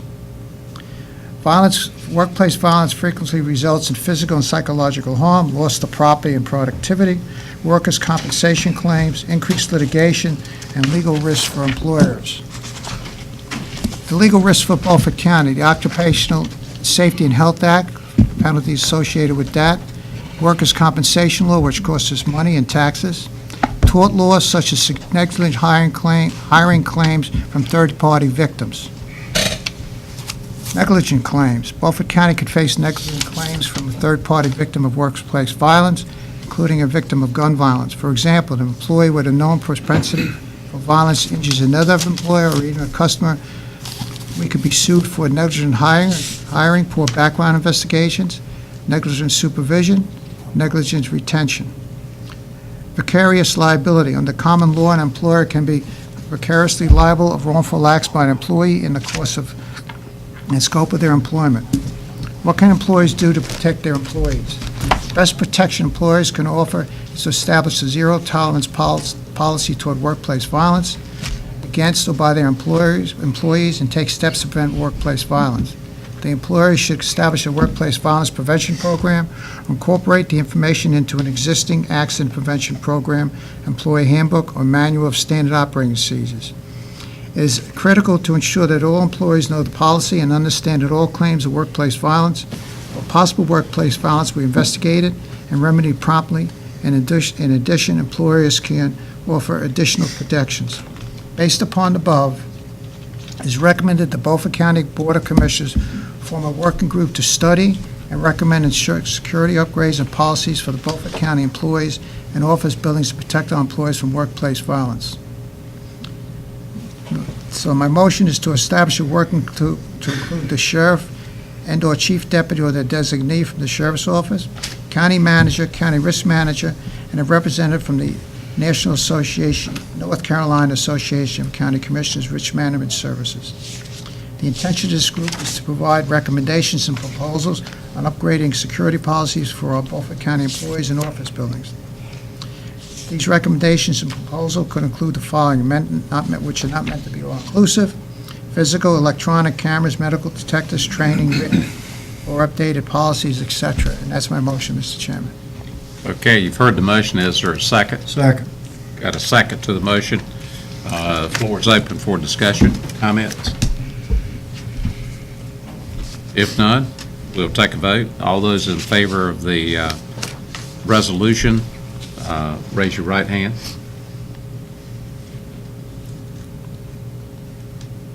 Okay. Those opposed? I think the motion itself is dangerous because it gives employees ideas, gives troublemakers employees ideas. Gives troublemakers ideas. Vote passed 4-3. Okay, we're down to item number 8, the reconsideration of the resolution. Our previous meeting is related to the judicial districts and judges.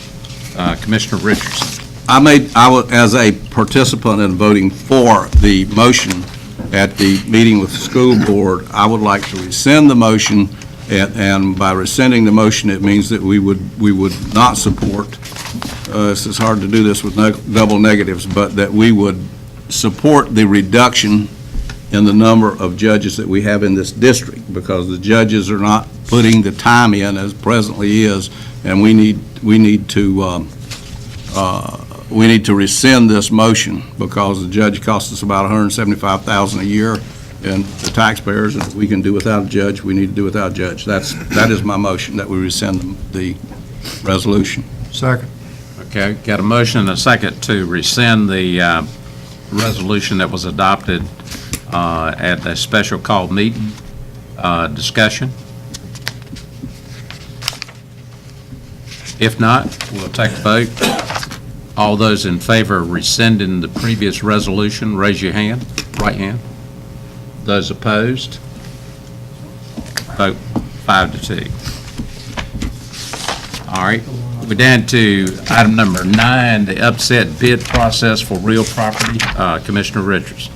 At our last meeting, and the attorney pointed out that what we were doing was perfectly legal and cited a statute, and that's fine. We sold a house that we had taken for taxes for, I believe, don't hold me to these exact numbers, but around $17,000. When you looked at the tax records, this was a house that was in fairly decent condition, and it was on the tax books for like $40,000. we used a statute that we had not used before, because the policy up until now has been that all of the property that the county has that is disposed under the upset bid process. The upset bid process gives everybody in the county an opportunity to bid on that particular piece of property. It's fair to everyone. My motion is that we dispose of all property in the future by the upset bid process, and that we don't use the statute that allowed the shortcut for the special advantage for the people who bought the house last month. Okay, you've heard the motion. Is there a second? I'll second that. Got a question. Yeah. Don't we do that now? All properties is in upset bid. Don't we do it now? The house that we sold the property that was sold last month was not sold that way. It was sold using a statute which allows us to transfer our contract lien, or whatever it's called, to a third party without the county ever taking title. If the county takes title, then it has to be sold. Our present policy and the statutes are that it has to be sold under the upset bid process. The shortcut in this is somebody squeezed their way into the door, knew of the statute, and wound up with a piece of property that was not sold under the upset bid process. And it was sold for less than what it could have been sold for. I just want fairness for everybody in the county. That's all I want. That's not exactly right. Okay. That house, we checked on the house. The roof was caving in on it. The windows had been stolen out of it. It was a derelict house. It was sold with an upset bid. It was sold at an auction for back taxes. There were no bidders at the sale. It was advertised in the Daily News. Tax foreclosure, like it do all the tax foreclosures, the house was knocked off to the county because there were no other bidders, although they were asked to bid. These folks came in after the fact and said, we would like to buy the house. They are not relatives of people owning the house, had no connection, and for the amount of the taxes was $10,000 or $12,000 in back taxes owed on the house. They took an assignment of the county's bid, possible bid. The county really didn't have a bid. They had the high bid at the sale, but it was a public sale, so it was not streamlined to miss anything here. Why didn't they go back to the upset bid? Once they made an offer on the house, why didn't we not have an upset bid? It had been knocked off and sold, and they took an assignment of bid. Perfectly legal situation. Take an assignment of a bid. The county never took title to the property. That's correct. That's correct. Title in it. We didn't do anything illegal. I'm not saying we've done that once before. Yeah, we didn't do anything illegal, but I'm saying we should not do that. Everything should be done under the upset bid process, because that's fair to everybody, because an individual can sit there and see a piece of property being sold, knowing how the law works, and take advantage of the situation, and the rest of the taxpayers don't get an opportunity. And I'll cite to you the medical building that we recently sold up at the hospital, which brought a lot more money than anybody ever thought that it ever would bring. That was done under the upset bid process. I just think it's fair to everybody. We didn't do anything wrong, Mr. Attorney. I mean, I'm not saying that. I'm just saying all property should be sold under the upset bid process in the future without the use of that statute. Can we change that statute? No, you can't change the statute, but you can set the policy. It's in 105, it's in the taxation. I remember when we had that happen once before. That's right. But you can say that we're going to take title to all property, and then it has to go under the upset bid process, and that's what my motion does. So what we should have done then is, if we didn't get a bid on it, we should have took title to the property and then let them make the bid, and then it go to upset. If we had taken title to it, it would have been on this list of 7 we got tonight that you're going to look at, that the biggest bids you got in here is like $1,200. That's where it would have ended up. This way, we got the $12,000 back in taxes. Okay. Well, I'm not saying it wasn't a good deal. I'm saying it looks bad when part of the property is sold under the upset bid process, and part of it is sold under the process of somebody can squeak their way in under the law and get a piece of property. I just want the fair to everybody, That's all I want. But And upset the bid property was process. advertised publicly, Yes. and so that was the market value on the day of the sale. That's it. Well, it was sold just like all of the property that we take title to is sold at the courthouse door. All property is bid at the courthouse door. Anybody can come in and bid on it that wants to. Then, if nobody bids on it, the county becomes the high bidder for the taxes on it, and we take title to the property, and we take a deed for the property. In this particular case, the property was sold at the courthouse door, just like it normally is. But then the statute allows us to assign our bid to somebody else. So it never got into the upset bid process. We never took title to it. What we did was perfectly legal. I'm just saying, as a matter of policy, every property needs to be sold under the upset bid process, which means when it's sold at the courthouse door, we are going to take title to it. That's all I'm saying. And I would just add to that, I can't disagree with what you just said, except to say, my experience, and I grant you it's only been several years, that's always been sold, all property that we've sold, I know no exception to that hasn't been sold, so there was an upset bid in place, advertised sale, et cetera. Other than this That's the piece of way we do property. it. Other than this piece of property. It was done in this piece of property. Yes, No, It was no, advertised. the argument is, yes, that it was bid, but I'm standing around the corner at the courthouse, and I walk up to you as soon as it's sold, and I'm saying, okay, you assign this thing to me, and I'll pay you the taxes lien on it. It never gets to the upset bid The upset bid process is different from the auction for taxes at the courthouse door. Those are two different things. Now, I think, based on his description, I didn't go over there and look at the house, he might have got a good deal for this one. But what about the one up here that we got $80,000 for, that we were willing to take 15 or 16 for to begin with? We didn't know. If you're going to be fair to everybody in this county, you need to use the same process for the sale of all property so everybody knows what the rules are. That's all I'm saying. Question? Did we get a second? Yeah, he seconded. I have a question. Is there a benefit of the county to go with one system, or is it benefit to have both systems? The law is the law. There are multiple ways under the statute by which you can dispose of property. Upset bid is one of those methods. That's right. There are other instances where you may not want to use upset bid. I mean, anywhere you dispose of property, then you'd have to come back to the board and say, we want to do this differently. In my experience here with the county, as the county attorney said, property that is not sold on the courthouse step, that the county ultimately takes title to, we turn around and sell it for pennies on the dollar, which we don't recover because once we foreclose on it, it extinguishes our lien, our taxes.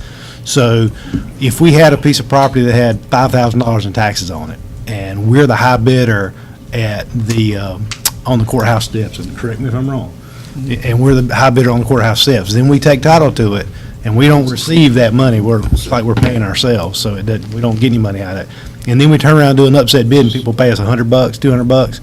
We're out. If somebody were to come to us and say, I'll pay you what those taxes were, then the county would come out better. The county would come out ahead. I'm not saying that in those cases the county wouldn't come out ahead, but there are people who do that sort of stuff for a living.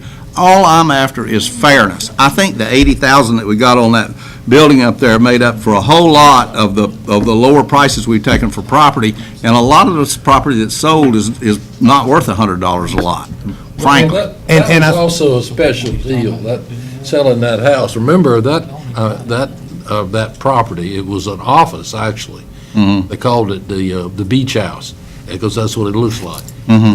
That was rented to the hospital. We entered into an agreement with the hospital to put it up for sale. Right. That and the one down on 11th Street. Right. And we put it up for sale, and that was subject to advertisement and 10% deposit, or 5% deposit, and 10-day right of upset bid, and it went all the way through, and we finally got top dollar on it. Right. So that was a whole different. The only purpose of my motion is fairness for everybody in the county, because people have learned to work these systems in order to get advantages that the general public does not have. And I'm for fairness for everybody. Everybody gets the same deal. I got a question. The issue we're talking about, that was advertised? Those are still advertised? Yes. On a tax? Yes. Thank you. Okay, a question's been called for, but each commissioner is entitled to have at least one round. I yield Is there my any- round. Is any of you other? Okay. All right, we got the motion and we got a second. All those in favor of the motion, raise your right hand. All those opposed? You got that, didn't you, Katie?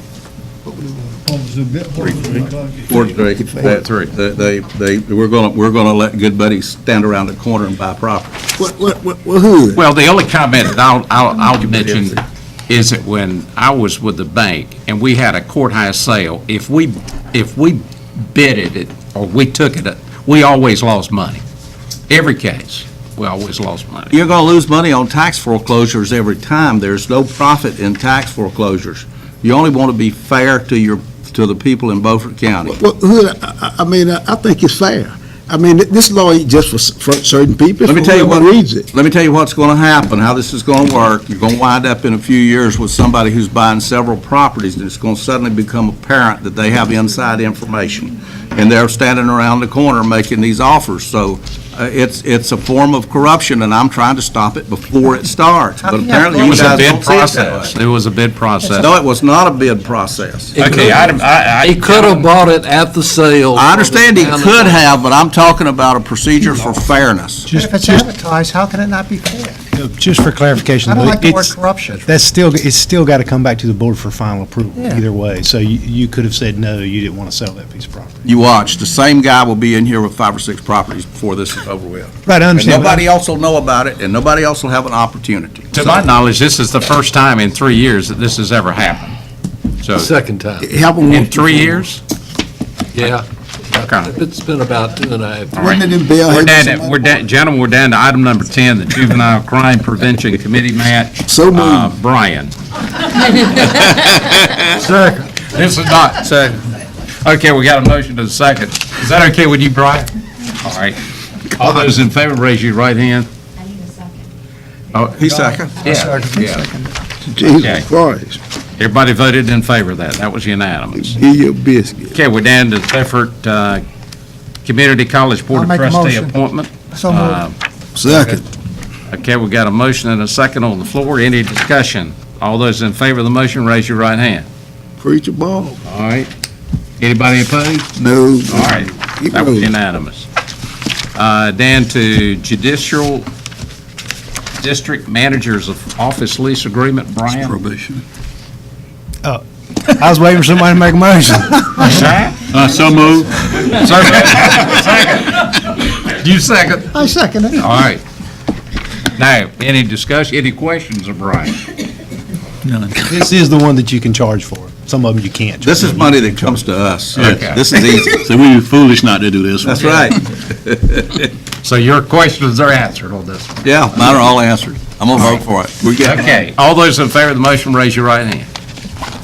That was unanimous. Thank you, gentlemen. We're down now to the bid offer to purchase property in the WBC IP. Brian? All right, I need to disclose, is this the Slade purchase properties? No, sir. It's not, okay, go ahead. This is, to explain, there's several pieces with this. The county's receiving an offer on Lot 3. That's the lot that's adjacent to Intermarket Technologies, in between Intermarket Technologies and the Committee 100 building. Mr. Scott Gardner has made an offer on that of $7,000 an acre. That's the same starting bid that the Committee 100 made on theirs. So what we would, the next step is for the board to propose to accept that and start the upset bid process. Because the property out there is owned 55 by the county, 45 by the city, conversation with the School of Government, they said probably what you ought to do to make this easier, more efficient, and not waste money on extra advertisement is to let one party take the lead. So I had a conversation with the city. They said they were glad for us to take the lead on that and act as their agent in the upset bid process. So you have a interlocal agreement that allows us to do that the city's okay with, and you also have a resolution, because any interlocal agreement has to be approved by resolution. So in this package, you need to ratify the attached resolution that authorizes the interlocal agreement, approve the interlocal agreement, and then accept the offer from Mr. Gardner in the amount of $7,000 per acre and start the upset bid process. I make a motion, we go through the processes. All right, we have a motion. Is there a second? Second. Any further discussion? All right, all those in favor of proceeding with this property, raise your right hand. Those opposed, vote was unanimous. All right, we're down to the acceptance of the North Carolina Department of Transportation Bike Plan Grant. Brian? Yes, sir. In November of 17, you unanimously approved applying for the DOT Bike Planning Grant. That grant was approved. There's a 30% match. You'll see the attached resolution accepting the bike plan and the budget amendment that provides the local match. Be glad to answer any questions. So moved. Got a motion? Second. And a second? Nay. Any questions of Brian? All right, all those in favor of the approval, raise your right hand. Those opposed? 6-1. We're down to the last item, bid offer to purchase property. David? I need to disclose before you go into that I would like to be recused from voting on this because this is my client, and I'll probably wind up surveying all these things. Need a motion to accept. So moved. Accommodate. Got a motion? Second. And a second. All those in favor of allowing, Oh, I'm in favor. okay. Vote was unanimous. We'll excuse you. Thank you. On page 184, you've got a list of 7 pieces of property, excuse me, and the bids for those 7 pieces. I have been informed that the Chandler Road property has already been upset, but you're approving the bid at $1,000, even though it's been raised to $2,500. So that one is going up. And I would also, just a point of interest, the last 2 bids, at the same gentleman who bought the property we were just discussing. And he's bid $1,500 for those 2 pieces of property. So moved. Okay, got a motion and a second. All those in favor of accepting these bids, raise your right hand. Vote was 6-0. Motion to adjourn. Okay, got a motion to adjourn. Let me ask one question. When's the next time this group meets before we leave? Next Monday. Next Monday. Be back here next Monday. Okay. 5 o'clock, 5:30. Budget. 5:30. Okay. Got a motion and a second to adjourn. All those in favor, raise your right hand.